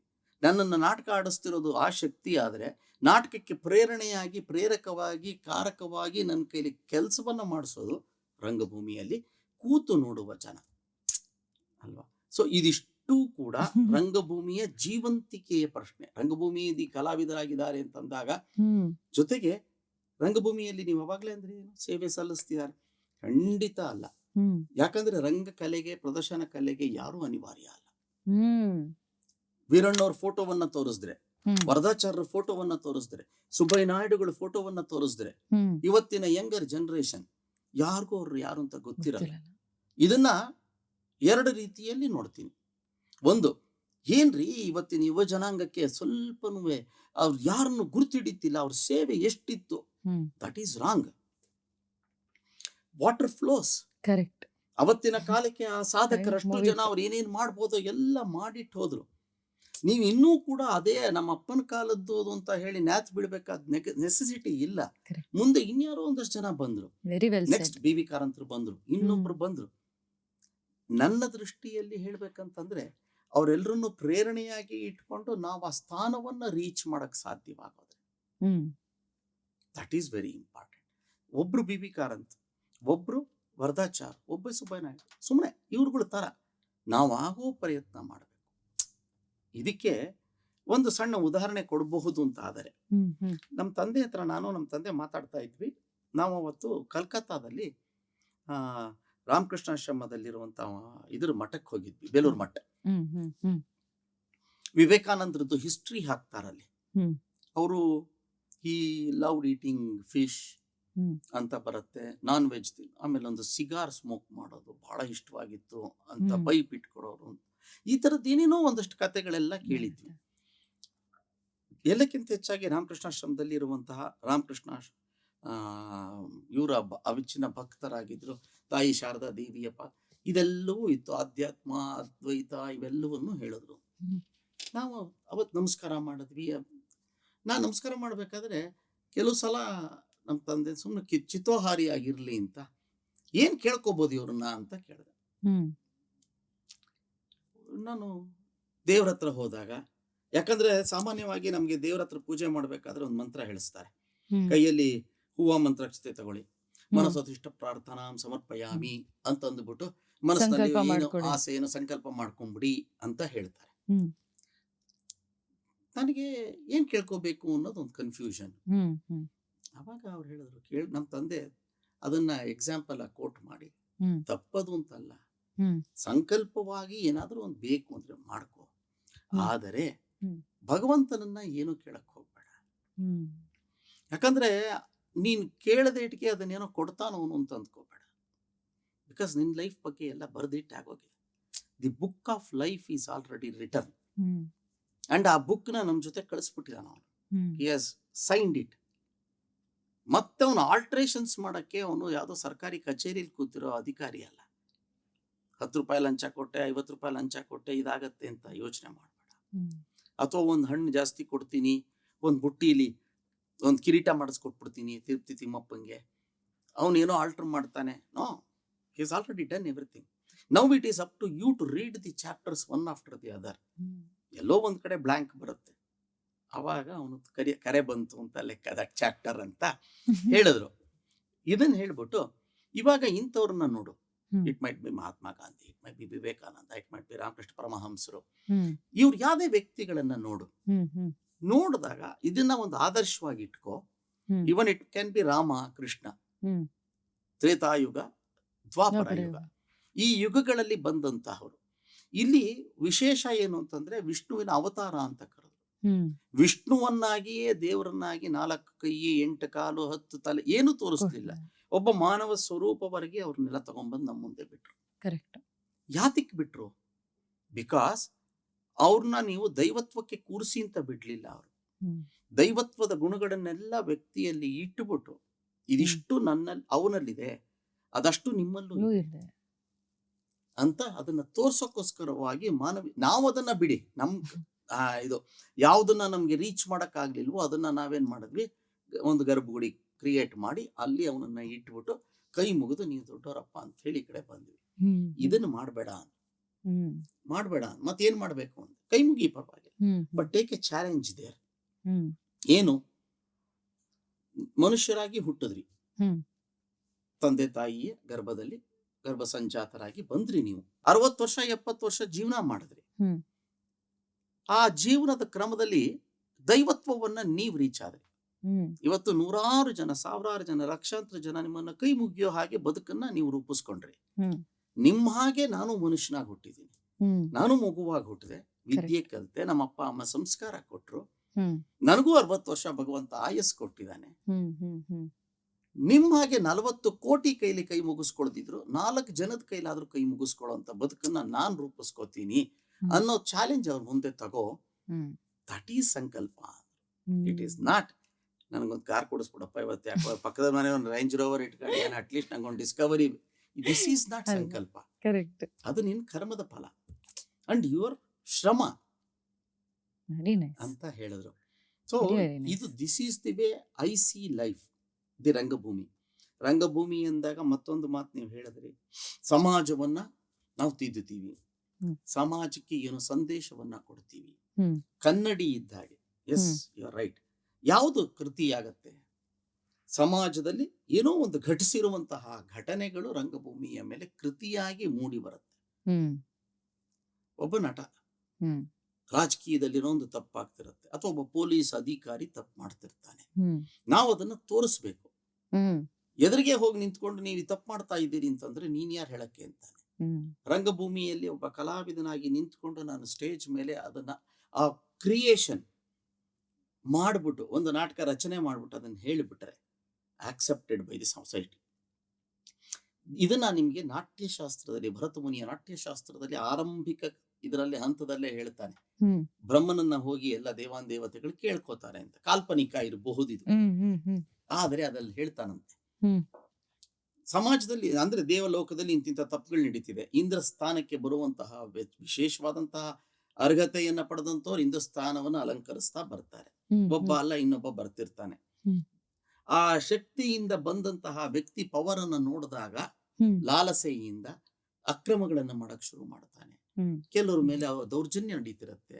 ಇವರಿಗೆ ತಿಳಿ ಹೇಳುವುದು ಹೇಗೆ ಹ್ಮ್ ಅಂದಾಗ 4 ವೇದಗಳಿಂದ 4 ಸಾರಗಳನ್ನ ಹೀರಿ ಬ್ರಹ್ಮ 5ನೇ ವೇದವನ್ನ, ಅದು ಪ್ರದರ್ಶನ ಕಲೆಯ ವೇದ, ಆ ವೇದವನ್ನ ನಿಗದಿ ಮಾಡಿ ಹ್ಮ್ ಆವಾಗ ಅದನ್ನ ಭರತ ಮುನಿಯನ್ನ ಕರೀತಾರೆ. ಭರತ ಮುನಿ ಕರೆದು ನಿನ್ನ ಕೈಲಿ ಇದನ್ನ ಕೊಡ್ತಾ ಇದ್ದೀನಿ, ಹ್ಮ್ ಇದನ್ನ ಬಳಸ್ಕೊಂಡು ಒಂದು ನಾಟಕ ರಚನೆ ಮಾಡು. ಭರತ ಮುನಿಗೆ 100 ಮಕ್ಕಳು, ಹ್ಮ್ 100 ಮಕ್ಕಳನ್ನ ಕಲಾವಿದರನ್ನಾಗಿ ಬಳಸ್ಕೊಂಡು ಅದನ್ನ ಪ್ರದರ್ಶನ ಮಾಡು. ನಾನೇ ಅಧ್ಯಕ್ಷತೆಗೆ ಬರ್ತೀನಿ, ಇಂದ್ರನು ಕರಿ ಅಧ್ಯಕ್ಷತೆ ಕೂರಿಸು ಅನ್ನ. ಅವನು ಮಾಡಿರೋ ತಪ್ಪುಗಳನ್ನ ರಂಗದ ಮೇಲೆ ಹೇಳು. ಹ್ಮ್ ಅವನಿಗೆ ನೀನು ಅದನ್ನ ಪಾಯಿಂಟ್ ಔಟ್ ಮಾಡಲ್ಲ. ನಾನು ಇಂದ್ರ ಅಂತ ಕೂತ್ಕೊಂಡು ಪಾರ್ಟ್ ಮಾಡಲ್ಲ, ನಾನು ಒಬ್ಬ ರಾಜನ ಕತೆ, ರಾಜ ಹೀಗೆ ಮಾಡ್ತಿದ್ದಂತೆ ಅಂತ ತೋರಿಸ್ಬಿಡ್ತೀನಿ. ಅವನಿಗೆ ಗೊತ್ತಾಗತ್ತೆ, ಆತ್ಮಸಾಕ್ಷಿ ಇದೆ, ಆತ್ಮಸಾಕ್ಷಿ ಚುಚ್ಚುತ್ತೆ, ಇದು ನಂದೇ ಕತೆ ಹೇಳ್ತಾ ಇದ್ದಾನಲ್ಲ ಇವನು ಅಂತ ಅನ್ಸುತ್ತೆ, ಆಕ್ಸೆಪ್ಟ್ ಮಾಡ್ಕೋತಾನೆ ಅಂತ ಅಂದ್ರು. ನಾಟ್ಯಶಾಸ್ತ್ರದಲ್ಲಿ ಇದಿದೆ. ಇದೇ ಕತೆ, ಮೂಲ ಕತೆ ನಾಟ್ಯಶಾಸ್ತ್ರದ್ದು ಇದು. ಇದನ್ನ ನಾನೇನು ಕಾಲ್ಪನಿಕವಾಗಿ ನೀವ್ ಹೇಳಿದ್ದಲ್ಲ. ಹೇಳಲ್ಲ. ಭರತ ಮುನಿಯ ನಾಟ್ಯಶಾಸ್ತ್ರದ ಆರಂಭಿಕ ಕತೆ ಇದು. ಹ್ಮ್ ಇದನ್ನ ಹೇಳ್ತಾನೆ ಅವನು. ಹಾಗಾಗಿ ನಾಟ್ಯಶಾಸ್ತ್ರ ಹುಟ್ಟಿತು. ಆ ಹ್ಮ್ ನಾಟ್ಯಶಾಸ್ತ್ರ ಅನ್ನೋದು is a guide for all ಅಷ್ಟವಿಧಗಳು. ಕರೆಕ್ಟ್. ಸಂಗೀತ, ಸಾಹಿತ್ಯ, ನೃತ್ಯ, ರಂಗಭೂಮಿ, ಚಿತ್ರಕಲೆ, ಎಲ್ಲ ಶಿಲ್ಪಕಲೆ, ಹ್ಮ್ ಎಲ್ಲಕ್ಕೂ ಕೂಡ ಆಧಾರ ನಾಟ್ಯಶಾಸ್ತ್ರ. ಕರೆಕ್ಟ್. ಆದರೆ ಇಲ್ಲಿ ಬಹಳ ಗಮನವಿರಬೇಕಾದಂತ ವಿಶೇಷವಾದಂತ ವಿಚಾರ ಏನು, ಹ್ಮ್ ರಂಗಭೂಮಿಯ ಮೇಲೆ ನಾವು ಮಾತಾಡ್ತೀವಿ, ಹ್ಮ್ ರಂಗಭೂಮಿಯ ಮೇಲೆ ಬೇರೆ ಇನ್ನೆಲ್ಲೂ ಇಲ್ದಿರೋ ಅವಕಾಶ ಒಬ್ಬ ನೃತ್ಯಗಾರ್ತಿಗಾಗ್ಲಿ, ನೃತ್ಯ ಪಟುಗಾಗ್ಲಿ, ಕರೆಕ್ಟ್. ಸಂಗೀತಗಾರರಿಗಾಗ್ಲಿ ಈ ಅವಕಾಶ ಇಲ್ಲ. ಅವರು ಯಾವುದೋ ಒಂದು ಹಾಡಿಗೆ ನೃತ್ಯವನ್ನ ಮಾಡ್ತಾರೆ, ಇನ್ಯಾರೊಬ್ರು ಒಂದು ಸಂಗೀತವನ್ನ ಹಾಡ್ತಾರೆ. ಹ್ಮ್ ಆದರೆ ರಂಗಭೂಮಿಯ ಮೇಲೆ ವಾಕ್ ಇದೆ, ಅಭಿನಯ ಅಂತೀವಿ, ವಾಚಿಕ, ಆಂಗಿಕ, ಆಹಾರ್ಯ ಎಲ್ಲವೂ ಸೇರಿದೆ. ಸಂಗೀತ, ಸಾಹಿತ್ಯ, ನೃತ್ಯ ಎಲ್ಲವೂ ಸೇರಿರೋದು, ಎಲ್ಲದರ ಸಮಾಗಮ ನಾಟಕ. ರಂಗಭೂಮಿ. ಕರೆಕ್ಟ್. ನಿಮಗೆ ಇಲ್ಲಿ ವಿಶೇಷತೆ ಏನ್ ಕಾಣುತ್ತೆ ಅಂತಂದ್ರೆ, ಎಚ್ಚರಿಕೆ ವಹಿಸಬೇಕಾದ್ದು ಒಬ್ಬ ರಂಗ ಕಲಾವಿದನ ಕರ್ತವ್ಯ. ಹ್ಮ್ ಯಾವ ಎಚ್ಚರಿಕೆ ವಹಿಸಬೇಕು? ದರ್ಪಣ ಅಂದ್ರೆ ನೀವು ಹ್ಮ್. ಸಮಾಜಕ್ಕೆ ಹಿಡಿದ ಕನ್ನಡಿ, ಕನ್ನಡ. ಕನ್ನಡಿ ಅಂದ್ರೆ ದರ್ಪಣ. ದರ್ಪಣ. ನಿಮಗೆ ದರ್ಪಣವನ್ನ ಹಿಡಿದಿದೀವಿ, ಹ್ಮ್ ಮುಂದೆ ಕೂತಿರುವ ವ್ಯಕ್ತಿಗೆ ನಿಚ್ಚಳವಾಗಿ ಒಬ್ಬ ಕಲಾವಿದನನ್ನ ನೋಡ್ತಾ ಹೋದ್ರೆ ತನ್ನನ್ನ ತಾನು ನೋಡ್ಕೊತಾ ನೋಡ್ಕೊಳ್ತಾನೆ. ಹೋಗ್ತಾನೆ. ಕರೆಕ್ಟ್. ಸಮಾಜ ಅಂತೀವಿ. ಎಚ್ಚರ ವಹಿಸ್ಬೇಕಾದ್ ಯಾವಾಗ ಅಂದ್ರೆ, ಒಂದು ದರ್ಪಣ ಅಂದ್ರೆ ಕನ್ನಡಿ, ಮುಂದೆ ಕೂತವರು ಕನ್ನಡಿ ಹಿಡ್ಕೊಂಡು ಕನ್ನಡಿಲಿರೋ ಪ್ರತಿಬಿಂಬ ಕಾಣ್ತಾರೆ. ಹ್ಮ್ ಇದಕ್ಕೆ ಏನ್ ಆಧಾರ? ಗ್ಲಾಸ್. ಅದು ಹ್ಮ್ ಗ್ಲಾಸ್ಗೆ ಹಿಂದ್ಗಡೆ ಮರ್ಕ್ಯೂರಿ ಕೋಟಿಂಗ್ ಇರುತ್ತೆ, ಹ್ಮ್ ಪಾದರಸ ಅಂತ ಕರೀತೀವಿ. ಹ್ಮ್ ಪಾದರಸದ ಕೋಟಿಂಗ್ ಇರುತ್ತೆ. ಆ ಪಾದರಸದ ಕೋಟಿಂಗ್ ಇರೋವರೆಗೂ ಮುಂದೆ ನೋಡಿದಾಗ ನಿಮ್ಗೆ ನಿಮ್ಮ ಇಮೇಜ್ ಕಾಣುತ್ತೆ. ಕರೆಕ್ಟ್. ನಿಮಗೆ ಪಾದರಸ ಹೊರಟೋದ್ರೆ it becomes plain glass. Glass. ಈ ಕಡೆ ಇರೋರ್ಗೆ ಅವ್ರ ಆ ಕಡೆ ಕಾಣ್ತಾರೆ. ರಂಗಭೂಮಿಯ ಕಲಾವಿದ ಹಾಗೆ, ಒಂದು ಕನ್ನಡಿ ಇದ್ದ ಹಾಗೆ ಅಂತ ಯಾಕೆ ಕಂಪೇರ್ ಮಾಡ್ತೀವಿ ಅಂದ್ರೆ, ದಿ ಬೇಸಿಕ್ ರೀಸನ್ ಈಸ್ ಕನ್ನಡಿ. ಹ್ಮ್ ಪಾದರಸ ಇದೆಯಲ್ಲ, ಹ್ಮ್ ಅದೇನದು? ನಿಷ್ಠೆ, ತಪಸ್ಸು, ಹ್ಮ್ ಅರ್ಪಣಾ ಮನೋಭಾವ. ಸಮಾಜಕ್ಕೆ ಇದಿಷ್ಟು ಕೇಳುತ್ತೆ. ನಿಮಗೆ ನಾನು ಹಿಂಗೆ ತೋರಿಸ್ತಾ ಇದ್ದೀನಿ ಅಂತಂದಾಗ ಜನ ನಿಮ್ ಕಡೆ ತಿರುಗಿ ತೋರಿಸ್ತಾರೆ. ನೀನೇನಪ್ಪ, ನೀನ್ ನಂಗೆ ಹೇಳಿದ ತಕ್ಷಣ ನೀನೇನ್ ಮಾಡ್ತಿದೀಯಾ ಅಂತಾರೆ, ಪ್ರಶ್ನಿಸುತ್ತೆ ಸಮಾಜ. ಅಂಡ್ ನಾನು 2 ಕಣ್ಣೇ 2 ಇಟ್ಕೊಂಡು ಸಮಾಜವನ್ನ ನೋಡ್ತಾ ಇದ್ದೀನಿ. ಹ್ಮ್ ಹ್ಮ್ ಹ್ಮ್ ಮುಂದೆ ಕೂತಿರೋರು 800 ಜನ, ಹ್ಮ್ 8 2s are ಹ್ಮ್ 1600 ಕಣ್ಣುಗಳು ನನ್ನ ನೋಡ್ತಿದೆ. ನಾನು ರಂಗದ ಮೇಲೆ ಇದ್ದಾಗ ಮಾತ್ರ ಈ 800 ಜನ ನೋಡ್ತೀನಿ. ಬಟ್ ಈ 800 ಜನ ಹ್ಮ್ ನಾನು ಹೊರಗಡೆ ಓಡಾಡೋದನ್ನ ನೋಡ್ತಾರೆ. ಕರೆಕ್ಟ್. ನಾನು ಅಲ್ಲೆಲ್ಲೋ ಹೋಗಿ ಮೂಲೆ ನಿಂತು ನಮ್ಮ ವೃತ್ತಿರಂಗ ಭೂಮಿಯಲ್ಲಿ ಯಾವಾಗಲೂ ಒಂದು ಪದ್ಧತಿ ಇತ್ತು. ಹ್ಮ್ ಒಂದು ಊರಿಗೆ ಹೋಗ್ತೀವಿ, ಹ್ಮ್ ಹ್ಮ್ ಆ ಊರಿಗೆ ತುಮಕೂರು, ಶಿವಮೊಗ್ಗ, ಹಾಸನ, ಯಾವುದೇ ಊರು ತಗೊಳ್ಳಿ, ಕ್ಯಾಂಪ್ ಮಾಡ್ತೀವಿ. ಕಂಪ್ನಿ ಮನೆ ಅಂತ ಮಾಡೋರು, ಒಂದು ಮನೆ, ಅಲ್ಲೆಲ್ಲ ಕಲಾವಿದರು ಇರ್ತಿದ್ವಿ. ಊಟ ತಿಂಡಿ ಎಲ್ಲವೂ ಅಲ್ಲೇ ಆಗೋದು. ಅಲ್ಲಿ ಬಿಟ್ಟು ಹೊರಗಡೆ ಓಡಾಡಬೇಕು ಅಂತಂದ್ರೆ ಬಹಳ ವಿರಳ. ಹ್ಮ್ ನಿಮಗೆ 6:30ವರೆಗೆ ಹೋಗಿ ಸ್ಟೇಜಲ್ಲಿ ಮೇಕಪ್ ಮಾಡ್ಕೊಡೋದು, ರಂಗದ ಮೇಲೆ ಬರೋದು, ರಂಗ ಮುಗಿಸ್ಕೊಂಡು ವಾಪಸ್ ಬರೋದು. ಸಿನಿಮಾಗೆ ಹೋಗ್ಬೇಕು ನಾವು, ಊರಲ್ಲಿ ಯಾವ್ದೋ ಸಿನಿಮಾ ಬಂದಿದೆ ಅಂದ್ರೆ ಸಿನಿಮಾದವ್ರಿಗೆ ಮುಂಚೆನೆ ಹೇಳಿ ಕಳಿಸಿ, ಹಿರಣ್ಯ ಮಿತ್ರ ಮಂಡಳಿ ಕಲಾವಿದರೆಲ್ಲ ಬರ್ತಿದ್ದಾರೆ ಅಂತ ಮೇಲ್ಗಡೆ ಒಂದ್ ಸ್ವಲ್ಪ ಟಕ್ ಟಕ್ ಟಕ್ ಅಂತ ಎಲ್ಲ ಒಳಗೆ ಹೋಗಿ ಕೂತ್ಕೊಂಡ್ಬಿಟ್ಟು ಚಿತ್ರ ನೋಡ್ಕೊಂಡು ವಾಪಸ್ ಬರೋದು. ಜನಗಳಿಂದ ಹೊರಗಿರ್ತಿದ್ವಿ. ಯಾತಿಕ್ಕಿದು ಅಂದ್ರೆ ಅವ್ರು ಹೇಳೋರು, ನಿನ್ನ ಬೆಲೆ ಉಳಿಯೋದು ಅವಾಗಲೇನೆ. ನಿನ್ನನ್ನ ನೋಡ್ಬೇಕು ಅಂದ್ರೆ 10 ರೂಪಾಯೋ 5 ರೂಪಾಯೋ 100 ರೂಪಾಯಿ ಟಿಕೆಟ್ ತಗೊಂಡು ಬಂದಲ್ಲಿ ಕೂತ್ಕೊಂಡು ನೋಡು. ಪ್ರತಿದಿನ ನೀನ್ ಆ ಮೂಲೆ ಅಂಗಡಿಲಿ ಬಿಡಿ ಸೇರ್ತಾನೋ ಟೀ ಕುಡಿತಾನೋ ನಿಂತ್ಕೊಂಡಿರೋದು ಕಾಣಿಸ್ತಾ ಇದೀಯಾ ಅಂತ ಆಗ್ಬಿಟ್ರೆ ನಿನಗ್ ದುಡ್ಡು ಕೊಟ್ಟು ರಂಗದ ಮೇಲೆ ಯಾಕೆ ಬರ್ತಾರ ನೋಡಕ್? ಏನ್ ತೊಂದ್ರೆ ಇಲ್ಲ ಕಣ, ಹೋಟೆಲ್ ಕ್ಯಾಂಟೀನ್ ಅಲ್ಲಿ ಹೋಗಿ ನೋಡು, ಬೆಳಿಗ್ಗೆ 1 ಗಂಟೆ ಕೂತಿರ್ತಾನೆ ಅಂತ ಮಾತಾಡ್ಕೊಂಡ್ ಬಂದು ಮುಗಿತಲ್ಲ. ಸೊ ಕಲಾವಿದ ಶುಡ್ ನಾಟ್ ಬಿ ದೇರ್ ಅನ್ನೋ ಇದನ್ನ ವೃತ್ತಿರಂಗ ಭೂಮಿಯಲ್ಲಿ ಅಭ್ಯಾಸ ಮಾಡ್ಕೊಂಡಿದ್ವಿ. ಸಮಾಜಕ್ಕೆ ಯಾವ್ದಾರೋ ಒಂದು ಕಾಲೇಜಲ್ಲಿ ಒಂದು ಫಂಕ್ಷನ್ ಇದೆ, ಇನ್ಯಾವುದೋ ಒಂದು ಜನಸಂಪರ್ಕಕ್ಕೋಸ್ಕರ ಹೋಗ್ತಿದ್ವಿ. ಬಟ್ ಪ್ರತಿನಿತ್ಯವೂ ಕೂಡ ಇರಬಾರ್ದು ಈ ತ್ಯಾಗ. This is a very big sacrifice that you have to do it. ನೀವು ಏನೇ ಮಾಡಿದ್ರು ಒಳಗಡೆ ಮಾಡ್ಕೊಳ್ಳಿ, ಕೂತ್ಕೊಂಡು ಪಾರ್ಟಿ ಮಾಡ್ತೀರಾ, ನೀವೇ 4-5 ಜನ ಕಲಾವಿದರು ಕೂತ್ಕೊಳ್ಳಿ. ಹ್ಮ್ ಕುಡಿದು ಹೊರಗಡೆ ಬಂದು ಗಲಾಟೆ ಮಾಡ್ಕೊಂಡು ಜನಗಳ ಮಧ್ಯದಲ್ಲಿ ಇದ್ದು ನಾಳೆ ಬೆಳಗ್ಗೆ ನೀತಿ ಹೇಳಕ್ ಹೋದ್ರೆ ಬೈತಾರೆ. ಹ್ಮ್ ಹ್ಮ್ ಹ್ಮ್ ಇದಿಷ್ಟು ಕೂಡ ನಿಮಗಿರುವಂತ ಪಾದರಸ. ಹ್ಮ್ ಅಂದ್ರೆ ನೀನು ಏನನ್ನ ಸಮಾಜದಿಂದ ಎಕ್ಸ್ಪೆಕ್ಟ್ ಮಾಡ್ತಾ ಇದೀಯ ಹ್ಮ್ ಅದನ್ನ ಫಸ್ಟ್ ನೀನು ಫಾಲೋ ಮಾಡ್ಬೇಕು. ಇದಕ್ಕೆ ಒಂದು ಸಣ್ಣ ಉದಾಹರಣೆ ಅಂದ್ರೆ 1958-59 ಇಸ್ವಿಯಲ್ಲಿ ಲಂಚಾವತಾರ ರಚನೆ ಆಯ್ತು. ಹ್ಮ್ ರಾಜಕೀಯ ಪ್ರೇರಿತ ನಾಟಕ, ಹ್ಮ್ ರಾಜಕೀಯ ವಿಡಂಬನಾತ್ಮಕ ನಾಟಕ. ರಾಜಕೀಯದಲ್ಲಿ ಮಾಸ್ಟರ್ ಅಣ್ಣಯ್ಯನವರು ಜನನ ಬೈತಾರೆ, ರಾಜಕೀಯದವ್ರನ್ನ ಬೈತಾರೆ ಅನ್ನೋ ಒಂದು ಪದ ಬಳಸ್ತಾರೆ. Hmm it is not the suitable word. Hmm hmm ಅದೇನಿದ್ರು ವಿಡಂಬನೆ, ಹ್ಮ್ ಹಾಸ್ಯದ ಮುಖಾಂತರವಾಗಿ. ಹ್ಮ್. ಪ್ರಸಾದೇ ಸರ್ವ ದುಃಖಾನಾಂ ಹಾನಿರಸ್ಯೋಪಜಾಯತೆ ಅಂತ. ಹ್ಮ್ ನಗನಗುತ್ತಾ ನೀವೇನೇ ಹೇಳ್ಬಿಡಿ, ಹ್ಮ್. ಜನ ಸ್ವೀಕಾರ ಮಾಡ್ತಾರೆ. ಹ್ಮ್. ಸೀರಿಯಸ್ ಆಗಿ ತುಂಬಾ ಸತ್ಯವನ್ನೇ ಹೇಳಿದ್ರು ಕೂಡ ಜನಕ್ಕೆ ಅದು ಇಷ್ಟವಾಗಲ್ಲ. ತಮಾಷೆಯಾಗಿ ಅದಕ್ಕೆ ಅದನ್ನ ಪ್ರಸಾದೆ. ನೀವು ಒಂದು ಅಬ್ಸರ್ವ್ ಮಾಡಿ, ಎಲ್ಲ ಯಾವುದೇ ದೇವಸ್ಥಾನದಲ್ಲಿ ಯಾವುದೇ ದೇವರ ಪೂಜೆಯನ್ನ ನಾವು ಮನೆಯಲ್ಲಿ ಮಾಡ್ತಿದೀವಿ ಅಂತಂದ್ರೂ ಕೂಡ ಹ್ಮ್ ಆರಂಭಕ್ಕೆ ಗಣಪತಿ ಪೂಜೆ ಮಾಡ್ತೀವಿ. ಹೌದು. ಗಣಪತಿಯ ಪೂಜೆ, ವಿನಾಯಕನ ವ್ರತವನ್ನ ಮಾಡಬೇಕಾದ್ರೂ ಕೂಡ ಗಣಪತಿ ಪೂಜೆ ಮಾಡ್ತೀವಿ. ಹ್ಮ್ ಅಲ್ಲಿಗೆ ಆ ವಿನಾಯಕ ಯಾರೋ ಇದೆಯಾ, ಹ್ಮ್ ದಟ್ ಬಿಕಮ್ಸ್ ಎ ಕ್ವಶನ್. ಹಾಗಂದ್ರೆ ಗಣಪತಿಯನ್ನ ಪೂಜೆ ಮಾಡೇ ಮಿಕ್ಕಿದೆಲ್ಲ ಮಾಡ್ಬೇಕು ಅಂತಂದ್ರೆ ಅಂದ್ರೆ ಏನ್ ಅರ್ಥ ಅಂದ್ರೆ, ಹ್ಮ್ ಗಣಪತಿಯ ಆಕಾರವನ್ನ ನೋಡಿ, ಹ್ಮ್ ಕುಳ್ಳ ದೇಹ, ಹ್ಮ್ ದಪ್ಪ ಹೊಟ್ಟೆ, ಹೊಟ್ಟೆ, ಅದಕ್ಕೊಂದು ಸೊಂಡ್ಲು. ಹಾವು ಸುತ್ತಕೊಂಡಿದ್ದಾನೆ, ಸೊಂಡ್ಲು, ಇಲಿ ಅವನ ವಾಹನ. ಇದಿಷ್ಟು ಕೂಡ ಬಹಳ ವಿಚಿತ್ರಗಳನ್ನ, ಹ್ಮ್ ವೈರುಧ್ಯಗಳನ್ನ ಸೇರಿರುವಂತಹ ಒಂದು ಮೂರ್ತಿ, ಅದು ಸ್ವರೂಪ. ಆಮೇಲೆ ಅಯೋನಿಜನಲ್ಲ ಅವನು, ಹ್ಮ್ ಯೋನಿಜ ಅಲ್ಲ. ಹ್ಮ್ ಪಾರ್ವತಿಯ ದೇಹದಲ್ಲಿ ಬಂದಂತಹ ಬೆವರಿನಿಂದ ಹುಟ್ಟಿದ ವ್ಯಕ್ತಿ ಅಂತೀವಿ. ಎಷ್ಟು ವೈರುಧ್ಯಗಳು ಸೇರಿದೆ ನೋಡಿ. ಹ್ಮ್ ಪಾರ್ವತಿಯ ವಾಸಸ್ಥಾನ ಯಾವುದು? ಕೈಲಾಸ ಕೈಲಾಸ. ಪರ್ವತ. ಕೈಲಾಸ ಪರ್ವತದಲ್ಲಿ ಯಾವಾಗಲೂ ಹಿಮ ಬೀಳ್ತಿರತ್ತೆ. ಹ್ಮ್. ಒಂದ್ ಹನಿ ನಿಮಗೆ ಅಲ್ಲಿ ಬೆವರು ಬರಕ್ ಸಾಧ್ಯ ಇಲ್ಲ. ಹ್ಮ್ ಅಂಥದ್ರಲ್ಲಿ ದೇಹದಲ್ಲಿ ಬೆವರು ಬಂತಂತೆ. ಆ ಬೆವರನ್ನ ತೆಗೆದು ಅವಳು ಮಣ್ಣು ತರ ಮಾಡ್ಕೊಂಡು ಅದನ್ನೊಂದು ವಿಗ್ರಹ ಮಾಡಿದ್ಲಂತ, ಅದಕ್ಕೆ ಜೀವ ಕೊಟ್ಲ. ಅಂದ್ರೆ ಆಲ್ ವೈರುಧ್ಯಗಳನ್ನ ಸೇರಿಸಿ ಅದನ್ನ ಮಾಡಿದ್ರು. ಇದನ್ನ ನೋಡಿದಾಗ ನಮ್ಗೊಂಥರ ಹಾಸ್ಯವಾಗಿ ಕಾಣುತ್ತೆ, ಹ್ಮ್ ನಗು ಬರುತ್ತೆ, ಹ್ಮ್ ಸ್ಟ್ರೆಸ್ ಫ್ರೀ ಆಗತ್ತೆ. ಭಗವಂತನ ಹತ್ರ ಪೂಜೆಗೆ ಕೂತ್ಕೊಂಡಾಗ ಈ ಕಡೆ ತಿಳ್ಕೊಳ್ಳೆ, ಅದಲ್ಲ ತೆಗಿಬೇಡ ಈ ಕಡೆ ಬಾ ಅನ್ನೋದು, ಹ್ಮ್ ಇನ್ಯಾವುದೋ ಮಗುನ ನೋಡ್ಕೊಂಡ ಆ ಮಗು ಏನೋ ಮುಟ್ತಿದೆ ಅಂತ ರೇಗುತ್ತಿರೋದು, ಹ್ಮ್ ಹ್ಮ್ ಆಮೇಲೆ ಇನ್ಯಾವುದೋ ಒಂದು ಫೋನ್ ತಗೊಂಡ್ಬಿಟ್ಟು ಅಲ್ಲೇ ಅದನ್ನ ಅಂಗಡಿಲಿ ಅದನ್ನ ಸಪ್ಲೈ ಮಾಡಿದ್ಯಾನೋ ಹಂಗೆ ಹಿಂಗೆ ಅಂತ ಅವ್ನು ಯಾವನ್ಗೋ ಹೇಳಿ ಅಂತ ಹೂವ ಇಲ್ಲಿ ಹಾಕ್ತಿರೋದು. This is not the way ಅನ್ನೋ ಕಾರಣಕ್ಕೋಸ್ಕರವಾಗಿ ಗಣಪತಿಯ ಪೂಜೆಯನ್ನ ಮಾಡೋದು. ಹ್ಮ್ ಹಾಗೆ ವಿಡಂಬನೆಯನ್ನ ಮಾಡ್ತೀವಿ. ಹ್ಮ್ ಸಮಾಜಕ್ಕೆ ನಾವು ಏನು ಹೇಳಬೇಕು ಅಂತಿದೀವಿ ಅದನ್ನ ಹಾಸ್ಯದ ಮುಖಾಂತರವಾಗಿ ನಮ್ಮ ತಂದೆ ಹೇಳೋ ಒಂದು ಪರಿ ಕಂಡುಕೊಂಡ್ರು. ಹ್ಮ್ ಏನಾದ್ರು ಒಂದು ದಾರಿ ಬೇಕಿತ್ತು ಅವ್ರಿಗೆ. ಹ್ಮ್ ಈ ದಾರಿ ವಿಚಾರಕ್ಕೆ ಬಂದಾಗ ನನಗೆ ಅನ್ಸಿದ್ದು, ಹ್ಮ್ ಸಮಾಜಕ್ಕೆ ನಾವು ಹೇಗೆ ಇರಬೇಕು ಅನ್ನೋಕ್ಕೆ ನಾಟಕದಲ್ಲಿ. ಹ್ಮ್ ಹ್ಮ್ ಚಿನಿ, ದೀಪ ಎಷ್ಟು ಸಮಯ ಉರಿಯುತ್ತೋ ಅಷ್ಟೇ ಹೆಚ್ಚು ಮನೆಯ ಸಮೃದ್ಧಿ ಆಗುತ್ತೆ. ನಿರಂತರ ಗೋಲ್ಡ್ ಡಿವೈನ್ ಪೂಜಾ ಆಯಿಲ್, ಬೆಳಕಿನ ಸಂತೋಷ ಸದಾ ಇರಲಿ. 58ರಿಂದ ನಾಟಕ ಶುರುವಾಯಿತು. ಹ್ಮ್ ನಾಟಕ ನಡೀತಾ ಹೋಯ್ತು. ಅಲ್ಲಿ ರಾಜಕೀಯದ ಮಾತುಗಳು ಬರೋದು, ರಾಜಕೀಯದವ್ರು ಬರೋರು, ಯಾರೋ ಒಬ್ರು ಕೂತಿರೋರು affiliated or probably well wisher of Congress ಇರ್ಬೋದು, ಅಥವಾ ಇನ್ಯಾವುದೋ ರಾಜಕೀಯದ ಪಾರ್ಟಿ ಇರ್ಬೋದು. They use to get offended. Hmm ಏನಿವನು ನಮ್ಮ ಪಕ್ಷವನ್ನ ಬೈದ್ಬಿಟ್ಟ, ಬೈತಾರೆ. ನಮ್ಮ ರಾಜಕಾರಣಿ ನಮ್ಮ ಇವ್ರನ್ನ ಬೈದ್ಬಿಟ್ಟ ಏನು ಅಂತ ಅನ್ನಿಸ್ಬಿಡೋದು ಅವ್ರಿಗೆ. ಗಲಾಟೆ ಆಗೋದು. ಹ್ಮ್ ಅಥವಾ ನೀವು ಲಂಚ ಕೊಟ್ಟು ನೀವು ದೇಶವನ್ನ ಹಾಳು ಮಾಡ್ತಾ ಇದ್ದೀರಿ, ನೀವು ಲಂಚ ಕೊಡೋದನ್ನ ನಿಲ್ಸಿ ನೋಡಿ, ಯಾವ ಅಧಿಕಾರಿ ಲಂಚ ತಗೋತಾನೆ ನೋಡೋಣ, ಎದ್ದು ನಿಂತ್ಕೊಂಡು ಮಾತಾಡಿ ನೀವು ಅಂತ ಜನಕ್ಕೆ ಹೇಳ್ತಾ ಇದ್ರು. ಹ್ಮ್ ಆಯ್ತು, ಏನೇನೋ ಆಗೋದು, ಒಂದಷ್ಟು ಪ್ರಶ್ನೆಗಳು ಉದ್ಭವ ಆಗೋದು. ಆ ಕೆಲವೊಮ್ಮೆ ನಾಟಕದಲ್ಲಿ ಒಂದು ಪದ್ಧತಿ ಏನಿದೆ ಅಂತಂದ್ರೆ ಪ್ರಶ್ನೆಗಳನ್ನ ಕೇಳೋ ಹಾಗಿಲ್ಲ, ಹ್ಮ್ ಒಳಗ್ ಬಂದು ಮಾತಾಡ್ಬೋದು. ಹ್ಮ್ ಹ್ಮ್ ಎದ್ದು ನಿಂತ್ಕೊಂಡು ಕೇಳ್ಬಿಡೋರು, ಮಾತಿಗೆ ಮಾತು ಬೆಳೆದು ಬಿಡೋದಲ್ಲಿ ಗಲಾಟೆ ಆಗೋದು. ಸಣ್ಣದಾಗ ಒಂದು ಗಲಾಟೆ ಉದ್ಭವ ಆಗೋದು, ನಮ್ಮ ತಂದೆನೋ ಅದಕ್ಕೆ ಉತ್ತರ ಕೊಡೋರು. This was A daily affair.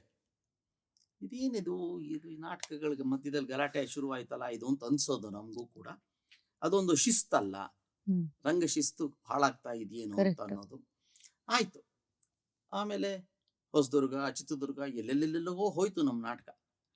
But ನಾಟಕ ಸಕ್ಸಸ್ ಆಯ್ತು. ಹ್ಮ್ ಜನಗಳಿಗೆ ಅದೊಂದು ಹೊಸ ರೀತಿಯ ಅಲೆ ಕಂಡುಬಿಡ್ತು. ಕರೆಕ್ಟ್.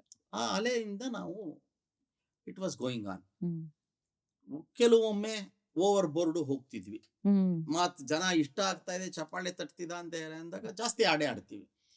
ಅಂಡ್ ಅದು ಅಸ್ಖಲಿತವಾಗಿ ಅಲ್ಲೇ ಬರ್ತಿದ್ದಂಥದ್ದು ಎಕ್ಸ್ಟೆಂಪೋ ಅಂತ ಏನ್ ಕರಿತೀವಿ, ಅದು ವಿಶೇಷತೆ ನಮ್ಮ ನಾಟಕದಲ್ಲಿ. ಎಲ್ಲೂ ಸ್ಕ್ರಿಪ್ಟ್ ಇರ್ಲಿಲ್ಲ. ಅವತ್ತು ಮಾತಾಡ್ದು, ಅವತ್ತಿನ ಪೇಪರ್ ಅದೇನ್ ಬಂದಿರುತ್ತೋ ಅದನ್ನೆಲ್ಲ ಸೇರಿಸ್ಕೊಂಡು ಹೊಡೆದು ಬಿಡೋರು. ಹಂಗಾಗಿ ನಡೀತಿತ್ತು. ಹುಬ್ಬಳ್ಳಿಗೆ ಬಂದ್ವಿ.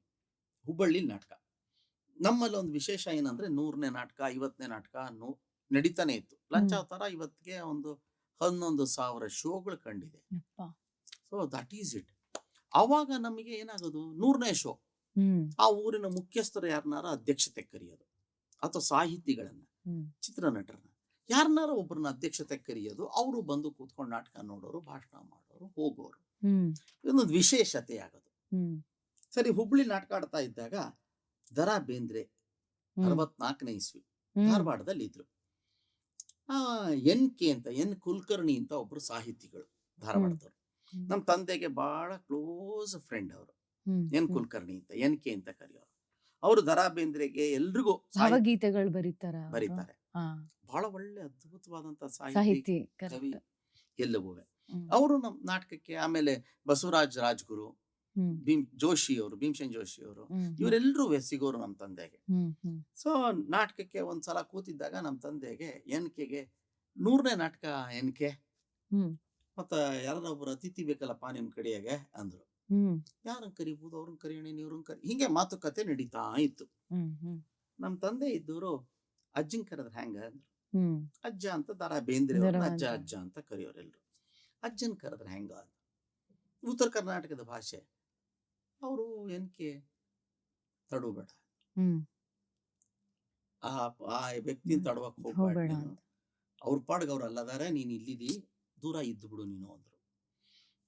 ನಮ್ಮ ತಂದೆ ಒಂದ್ ಸ್ವಲ್ಪ ಚಾಲೆಂಜಿಂಗ್ ಆಗಿ ಕಾಡ್ತು. ಏನು ಹಂಗಂದ್ರೆ, ಅಂದ್ರೆ ಅವ್ರ ಸವಾಸಕ್ಕೆ ಹೋಗ್ಬೇಡ, ಯಾಕೆ ಬೇಕು ದೊಡ್ಡ ಅದನ್ನ ಅಲ್ಲಿ ದೂರ ಇಟ್ಬಿಟ್ಟು ಸುಮ್ಮನಿದ್ ಬಿಡು ನೀನು ಅಂದ್ರು.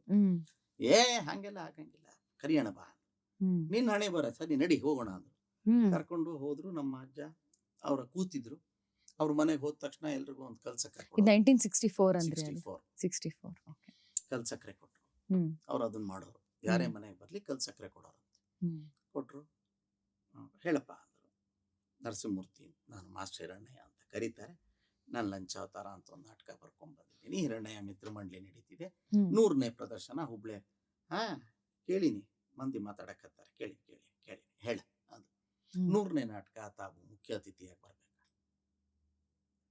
ನನ್ಗೂ ಅನ್ಸಿತ್ತಪ್ಪ, ಮತ್ತೇನೋ ರಾಜಕೀಯದ ವಿಡಂಬನೆ ಮಾಡ್ತಿ ಅಂತ ಕೇಳಿನಿ, ನೋಡ್ಬೇಕು, ಬರ್ತೀನಿ ಆತ ಹೇಳ, ಬರೋಣ ಅಂದ್ರು ಸುಲಭವಾಗಿ.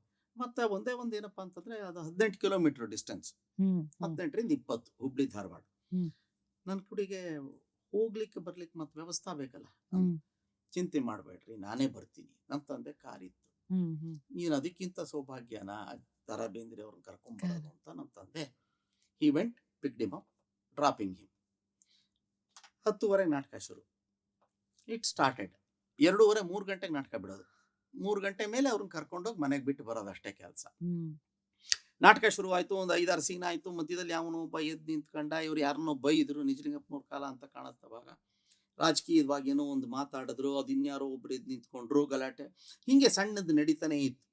ದ.ರಾ. ಬೇಂದ್ರೆ ಅವ್ರ ಕೋಟು, ಒಂದು ಟೋಪಿ, ಹಿಂಗೆ ಛತ್ರಿ ಹಿಂಗೆ ಇಟ್ಕೊಂಡು ಕುತ್ಕೊಂಡು ಹಿಂಗೆ ನೋಡ್ತಿದ್ರು. ಆ ಕಡೆ ತಿರುಗಿ ಯಾರು ಗಲಾಟೆ ಮಾಡಿದ್ರು ಅಂತ ನೋಡ್ಲಿಲ್ಲ. ನಮ್ಮ ಅಪ್ಪ ಏನು ಉತ್ತರ ಕೊಟ್ರು ಅದನ್ನು ಕೇಳಿಸ್ಕೊಳ್ಳಿಲ್ಲ, ಸುಮ್ಮನೆ ಹಿಂಗೆ ಕೂತಿದ್ರು. ಮುಗೀತ್ ನಾಟಕ. ನಾಟಕ ಬಿಟ್ಟು ಕಡೇ ದೃಶ್ಯಕ್ಕೆ ಮುಂಚಿತವಾಗಿ ಮುಖ್ಯ ಅತಿಥಿಗಳನ್ನ ಸನ್ಮಾನ ಮಾಡಿ ಗೌರವಿಸಿ ಅವ್ರ ಕಡೆಗಿಂದ 4 ಮಾತು, ಇದು ರೂಢಿ. ಬಂದ್ರು. ಅದ್ಭುತವಾಗಿ ಒಂದು 45 ನಿಮಿಷಗಳ ಕಾಲ ನಾಟ್ಯಶಾಸ್ತ್ರದಿಂದ ಹಿಡಿದು ಆದಿಪುರಾಣಕ್ಕೆ ಹೋಗಿ ಸಕ್ರೆ ಬಾಲಾಚಾರ ಅಂತ ಒಬ್ರು ನಾಟಕವನ್ನ ಹೇಗೆ ರಚನೆ ಮಾಡಿದ್ರು, ಎಲ್ಲಿಂದ ಶುರುವಾಯ್ತು, ಎಲ್ಲ ಹಿಸ್ಟ್ರಿ ಹೇಳಿದ್ರು. 45 minutes ಈ ಸ್ಪೋಕ್ ಆನ್ ದಟ್ ಡೇ ಅಂತೆ. ಮಾತಾಡ್ಬಿಟ್ಟು ಮುಗಿಸ್ಬಿಟ್ರು. He never took up the subject of what happened on the stage. Master Hirannaiah ಏನ್ ಮಾತಾಡಿದ್ರು, ಅಲ್ಲಿ ಅವನೊಬ್ಬ ಏನ್ ಗಲಾಟೆ ಮಾಡ್ದ, ಅದನ್ನೇನು ಟಾಪಿಕ್ ಟಚ್ ಮಾಡ್ಲಿಲ್ಲ. ಆಮೇಲೆ ರಾಜಕೀಯವಾಗಿ ಇವ್ರು ಏನೇನ್ ವಿಡಂಬನೆ ಮಾಡ್ತಿದ್ರು ಅದೆಲ್ಲ ಏನು ಮಾತಾಡ್ಲಿಲ್ಲ. He just took about the history of ರಂಗಭೂಮಿ, finished it off. ಮತ್ತೆ ಹೊರಡ್ಬೇಕಾ ನಮ್ಮ ತಂದೆ ಹೊರಟು. ಆಮೇಲೆ ಮನೆ ಹತ್ರ ಹೋಗಿ ಇಳಿಸಿ ಅವ್ರನ್ನ ಒಳಗಡೆ ಅವ್ರ ಹಣ್ಣು ಗಿಣ್ಣೆಲ್ಲ ತಗೊಂಡು ಕೊಟ್ಟ ಮ್ಯಾಗ ಮನೆಗೆ ಹೋಗಿ ಉಂಡು ಮಕ್ಕಳದೇನ ಅಂದ್ರು. ಹ್ಮ್. ಹೌದು ಸರಿ, ಒಂದು 10 ನಿಮಿಷ ಟೈಮ್ ಅದಲ್ಲ, ಹ್ಮ್. ಸೋಡದೇನ? ಹ್ಮ್. ಇದೆ. ಕುಣಿದ್ರು, ಕೂತ್ಕೊಂಡ್ರು. ಹ್ಮ್. ಕೂಸಿಸ್ಕೊಂಡ್ಬಿಟ್ಟು ಏನದು ಮತ್ತೆ ನಾಟಕದ ಮಧ್ಯದಾಗ ಏನೋ ನಡೀತಿತ್ತಲ್ಲ ಹ್ಮ್. ಅಂದ್ರು. ಅವಾಗ he took up the subject. ಹ್ಮ್. ನಾಟಕದ ಬಗ್ಗೆ ಎಲ್ಲ ಮಾತಾಡಿ, ವಿಡಂಬನೆ ಬಹಳ ಕಷ್ಟ, ಲಂಚವನ್ನ ಮಾತಾಡೋದು, ಅಧಿಕಾರಿಗಳನ್ನ ಎದುರು ಹಾಕೊಳ್ಳೋದು, ತ್ರಾಸಾಗಲ್ಲೇನು, ಹಂಗಾಗಲ್ಲೇನು, ಇದೆಲ್ಲ ವಿಚಾರಿಸ್ಕೊಂಡ್ರು. ಹ್ಮ್. ವಿಚಾರಿಸ್ಕೊಂಡ್ಬಿಟ್ಟು ಗಲಾಟೆ ಏನದು ಅಂತ ಕೇಳಿದ್ರು. ಹ್ಮ್. ಅವ್ರು ಹೇಳಿದ್ರು, ನಮ್ಮ ತಂದೆ ನೋಡಿ, ನಾನು ರಾಜಕೀಯದ ವಿಡಂಬನೆ ಮಾಡ್ತೀನಿ ಅಜ್ಜ. ಹ್ಮ್. ಮಂದಿಗೆ ಎಲ್ರಿಗೂ ಇಷ್ಟ ಆಗ್ಲೇಬೇಕು ಅಂತಿಲ್ಲ. Correct. ಯಾರೋ ರಾಜಕೀಯದವರು ಇರ್ತಾರೆ, ಅವ್ರು ಇರ್ತಾರೆ, ಅಧಿಕಾರಿ ಕಡೆಯವರು ಇರ್ತಾರೆ, ಯಾರೊಬ್ರು ಗಲಾಟೆ ಮಾಡ್ತಾರೆ. ಜೊತೆಗೆ ಎಲ್ಲ ಮಂದಿನೂ 10:30 11 ಗಂಟೆ ಮ್ಯಾಗೆ ಒಂದ್ ಸ್ವಲ್ಪ ಗುಂಡು ಹಾಕೊಂಡ್ ಬಂದಿರ್ತಾರೆ ನಾಟಕ ನೋಡಕ್ಕೆ. ಹ್ಮ್. ಯಾರೋ ಗುಂಡು ಹಾಕ್ದವ್ನು ಗುಂಡು ಜಾಸ್ತಿ ಆಗಿರುತ್ತೆ, ಗಲಾಟೆ ಮಾಡ್ತಾನೆ. ಹ್ಮ್. ಹ್ಮ್. ಹ್ಮ್. ನಾನು ಕೂಡ ಏನ್ ಸುಮ್ನಿರಂಗಿಲ್ಲ, ನಾನು ಗುಂಡು ಹಾಕಿರ್ತೀನಿ ಹ್ಮ್. ನಾಟಕ ಮಾಡ್ಬೇಕಾದ್ರೆ. ನಾನು ಗಲಾಟೆ ಮಾಡಿದ್ರೆ ಉತ್ತರ ಕೊಟ್ಬಿಡ್ತೀನಿ ರೀ. ಅಲ್ಲೇ ನೀವೇ ನೋಡಿದ್ರಲ್ಲ, ನಡೆದ್ ಬಿಡತ್ತಿದ್ದು, ದಿನ ನಡೀತಿದೆ. ಹ್ಮ್. ಮಂದಿ ಮುಂದೆ ಕೂತಿರೋ ಮಂದಿಗೆ ಒಂದ್ ಸ್ವಲ್ಪ ಬೇಡ ಅನ್ನಿಸ್ದಾಗ ಗಲಾಟೆ ಆಕತಿ. ಹೌದು, ಹ್ಮ್. ನೀನು ಕೂಡ ಅದಕ್ಕೆ ಉತ್ತರ ಕೊಟ್ಟಿ ನೋಡಿದೆ ನಾನು. ಹ್ಮ್. ಯಾಕೆ ಆಕತ್ತಿದ್ದು ಹಿಂಗೆ? ಹ್ಮ್. ಯಾಕೆ? Why is it the root cause? Have you gone through it ಅಂದ್ರು. ಅದೇ ಕುಡಿದು ಬಂದಿರ್ತಾರೆ ಹ್ಮ್. ಅಥವಾ ಅವ್ರ ಕಡೆಯವ್ರು ಇರ್ತಾರೆ ಅಂದ್ರು. ಅಷ್ಟೇ ಅಲ್ಲ ಅಂದ್ರು. ಹ್ಮ್. ಎಷ್ಟು ಚೆನ್ನಾಗಿ ಅನಲೈಸ್ ಮಾಡಿದ್ರು ರಂಗಭೂಮಿಯನ್ನ ಅಂದ್ರೆ. ಹ್ಮ್. ಈ ಸೆಡ್, ನೀನು ನಾಟಕ ಆಡ್ಲಿಕ್ಕೆ ಮುಂಚೆ ಮಾಸ್ಟರ್ ಹಿರಣ್ಣಯ್ಯ ವೇದಿಕೆ ಮೇಲೆ ಹೋದ್ಮೇಲೆ ದತ್ತು, ಪಂಚಾವತಾರದಲ್ಲಿ ದತ್ತು ದತ್ತು. ಅಂತ ನಿನ್ನ ಪಾತ್ರ. ಮಾಸ್ಟರ್ ಹಿರಣ್ಣಯ್ಯ ಆಗಿ ನೀ ಎಲ್ಲಿರ್ತಿ? ಹ್ಮ್. ಎಲ್ಲಿರ್ತೀನಿ? ಇಲ್ಲೇ ಹೊರಗಡೆ ಇರ್ತಿ, ಅಂದ್ರೆ ಸಮಾಜದಾಗ ಇರ್ತಿ. ಹೌದಲ್ಲ? ಹೌದು. ಮತ್ತೆ ನಾಟಕ ಬಿಟ್ಟ ಮೇಲೆ ಎಲ್ಲಿ ಹೋಗ್ತೀಯ? ಮತ್ ಸಮಾಜಕ್ಕೆ ಹೋಗ್ತೀನಿ. ಮಧ್ಯದಾಗ 3-4 ತಾಸು ಏನದೆ ಅಲ್ಲಿ ನೀನ್ ರಂಗದ ಮೇಲೆ ನಿಂತು ದತ್ತು ಅವರೆಲ್ಲರಿಗೂ ಆಗಿರ್ತಿ. ಉಪದೇಶ ಮಾಡ್ತೀವಿ. ಹ್ಮ್. ಸಮಾಜದಾಗ ನೀವು ಲಂಚ ಕೊಡೋರಿದ್ದೀರಿ, ನೀವು ಲಂಚ ಇಂಥವ್ರನ್ನ ಹಂಗ್ ಮಾಡಿದ್ರಿ, ಹಿಂಗ್ ಮಾಡಿದ್ರಿ ಹೇಳ್ತಾ ಹೋಗ್ತೀನಿ. ನೀನು ಸಮಾಜಕ್ಕೆ ಪಾಠವನ್ನ ಬೋಧನೆಯನ್ನ ಮಾಡುವಂತ ಮೇಷ್ಟ್ರ ಆಗ್ತೀನಿ. ಹ್ಮ್. ಆಮೇಲೆ ಸಮಾಜಕ್ಕೆ ವಾಪಸ್ ಬರ್ತೀನಿ. ಹೊಳ್ಳಿ ವಾಪಸ್ ಬಂದ ಮ್ಯಾಗ ಅಲ್ಲೇ ಇರ್ತೀಯ ನೀನು. ಹ್ಮ್. ಅಂದ್ಮ್ಯಾಗ ಸಮಾಜದಾಗ ಕೆಟ್ಟದೇನ ನಡೀತಿದೆ, ಹ್ಮ್. ಕಷ್ಟ ಇದೆ, ಹ್ಮ್. ಸಮಾಜದಲ್ಲಿ ಕಸ ಇದೆ ಹ್ಮ್. ಅಂದ್ರೆ ಆ ಕಸದಾಗ ನಿಂದು ಪಾಲ್ ಐತೋ ಅಲ್ಲೋ? ಹ್ಮ್. ನೀನು ಪಾಲ್ದಾರ, Correct. ನೀನು ಅಲ್ಲೇ ಇದೀಯ ಅಂದ್ಮೇಲೆ ನಿಂದು ಇದೆ. ಹ್ಮ್. ಹ್ಮ್. ಹ್ಮ್. ಅವ್ರಿಗೆ ನೀವು ಮಾಡ್ತಾ ಇದೀರಿ ಅನ್ನೋ ಹಕ್ಕು ನಿಂಗೆಲ್ಲಿದೆ ಹಂಗಾರೆ? ಹ್ಮ್. ಮತ್ ಹಾಗಾದ್ರೆ ರಂಗಭೂಮಿಯ ಕರ್ತವ್ಯ ಏನು ಅಂತ ಹ್ಮ್. ನನ್ನ ತಂದೆ ಹೌದು ತೋರಿಸ್ಬೇಕಲ್ವಾ? ಅದಕ್ಕೆ ಅವರು ಜನಗಳನ್ನ ಹತ್ರ ತಗೊಂಬತ್ಲು. ಹ್ಮ್. ನೀನು ಮಾಡ್ತಾ ಇದ್ದೀರಿ, ನೀವು ತಪ್ಪು ಮಾಡ್ತಿದ್ದೀರಿ, ನೀವು ದೋಷ, ಇದೆಲ್ಲ ಹೇಳಬೇಡ, ನಾವು ನಾವು ಅಂತ ಮಾಡ್ತೇವೆ. ಮಾಡ್ಕೊ. ಸಣ್ಣ ಬದಲಾವಣೆ, ನೀವು ಅನ್ನೋ ಬದಲು ನಾವೆಲ್ಲ ಈ ತಪ್ಪು ಮಾಡ್ತಾ ಇದೀವಿ, ನಾವ್ ಈ ಕೆಲಸ ಮಾಡ್ತಿದೀವಿ ಅಂತ ಅಂದು ನೋಡು. ನೀನ್ ಅವ್ರ ಜೊತೆಗೆ ಸೇರ್ಕೊಂಡ್ಮ್ಯಾಗ ಜನ ನಿನ್ನ ಆಕ್ಸೆಪ್ಟ್ ಮಾಡ್ಕೊಂಡ್ಬಿಡ್ತಾರೆ. ಆಕ್ಸೆಪ್ಟ್ ಮಾಡ್ಕೊಂಡ್ಮ್ಯಾಗ ನೀನ್ ಹೇಳಿದ ಮಾತು ಅಷ್ಟು ಕೇಳ್ತಾರೆ. That is what happened from 1964 to 2019 till the last day of my father's death. ಇದು ಲೈಫ್. ಒಂದು ದಿನ ಮತ್ತೆ ಯಾರು ಅವ್ರನ್ನ ಎದುರ್ಕೊಡಿ. ರಂಗಭೂಮಿಯ ಕಲಾವಿದನ ಶಕ್ತಿಯನ್ನ ಸಂಪೂರ್ಣವಾಗಿ ಬಳಕೆ ಆಯ್ತಲ್ಲಿ. ಹ್ಮ್. That is basically because people accepted him. Master ಏನ್ ಹೇಳಿದ್ರು ಪರ್ಫೆಕ್ಟ್ ಗುರು ಅಂತ ಅನ್ನಕ್ ಶುರು ಮಾಡಿದ್ರು. ಹ್ಮ್. ರಾಜಕಾರಣಿಗಳು ಕೂತ್ಕೊಂಡು ನಾಟಕ ನೋಡಿದವರು ಕರೆಕ್ಟ್ ಆಗಿದೆ. ಹ್ಮ್. This is the strength of theatres. ಯಪ್ಪ. ಆಮೇಲೆ ಇನ್ನೊಂದು, ನೀವ್ ಹೇಳಿದ್ರಿ ಈಗ ಸಮಾಜಕ್ಕೆ ಏನಾದ್ರೂ ಹೇಳ್ಬೇಕು ಅಂದ್ರೆ ಅಥವಾ ಸಮಾಜವನ್ನ ಬಿಂಬಿಸಿ ನಾವು ಕಲೆಯನ್ನ ಆಧಾರ ಮಾಡ್ತೀವಿ ಅಥವಾ ಆಧರಿಸ್ಕೊಳ್ತೀವಿ ಅಂತ. ಅಂದ್ರೆ ಭರತ ನಾಟ್ಯಶಾಸ್ತ್ರದಿಂದ ಹಿಡಿದು, ಭರತ ಮುನಿ ನಾಟ್ಯಶಾಸ್ತ್ರದಿಂದ ಹಿಡಿದು ಕಲೆಯನ್ನ ಹಾಗಾದ್ರೆ ಮಾಡಿರೋದು ಯಾತಕ್ಕೆ? ಕಲೆ ಅಂತ ಅಂದ್ರೆ ನೀವು ಸಮಾಜಕ್ಕೆ ಏನ್ ನಡೀತಿದೆ ಅನ್ನೋದನ್ನ ತೋರ್ಸೋದಕ್ಕೆ ಅಥವಾ ಆಗಿರುವಂತಹ ಎಕ್ಸ್ಪೀರಿಯನ್ಸಸ್ಗಳು, ಅನುಭವಗಳನ್ನ ಒಂದು ರೀತಿ ಕಲೆಯ ಮುಖಾಂತರ ಇಷ್ಟು ದಿನ ನಾವು ಅಂದ್ರೆ ವಾದ ಎಲ್ಲಿ ಆಗುತ್ತೆ ಅಂತ ಅಂದ್ರೆ, ಒಂದು ಕಲೆಯನ್ನ ಮಾಡ್ಬೇಕಾಗಿರೋದು ಯಾತಕ್ಕೆ? ಇನ್ನೊಬ್ರಿಗೆ ನಾವು ಹೇಳ್ಕೊಡೋದಕ್ಕ ಅಥವಾ ನಾವು ಜಸ್ಟ್ ಎಂಜಾಯ್ ಮಾಡ್ಕೊಂಡು ಕಲೆಯನ್ನ ಅನುಭವಿಸೋದಕ್ಕ? 2 ರೀತಿಯಲ್ಲಿ ನೋಡ್ತೀವಮ್ಮ. ಒಬ್ಬ ಒಳ್ಳೆಯ ವ್ಯಕ್ತಿಯನ್ನ ಸಂಸ್ಕಾರ ಕೊಡೋದು ಅಂತ ಹೇಳ್ತೀವಿ ಮನೆಯಲ್ಲಿ. ಹ್ಮ್. ಒಳ್ಳೆ ಬೋಧನೆ, ಸದ್ಬೋಧನೆಯನ್ನ ಕೊಡುವುದು. ಹ್ಮ್. ರಾಮಾಯಣ ಮಹಾಭಾರತಗಳನ್ನ ಉದ್ಧರಿಸಿ ತಾಯಿ ತನ್ನ ಮಕ್ಕಳಿಗೆ ಸಂಸ್ಕಾರವನ್ನ ನೀಡ್ತಾ ಹೋಗ್ತಾಳೆ. ಹ್ಮ್. ಇದರಿಂದ ಏನ್ ಅನುಕೂಲ?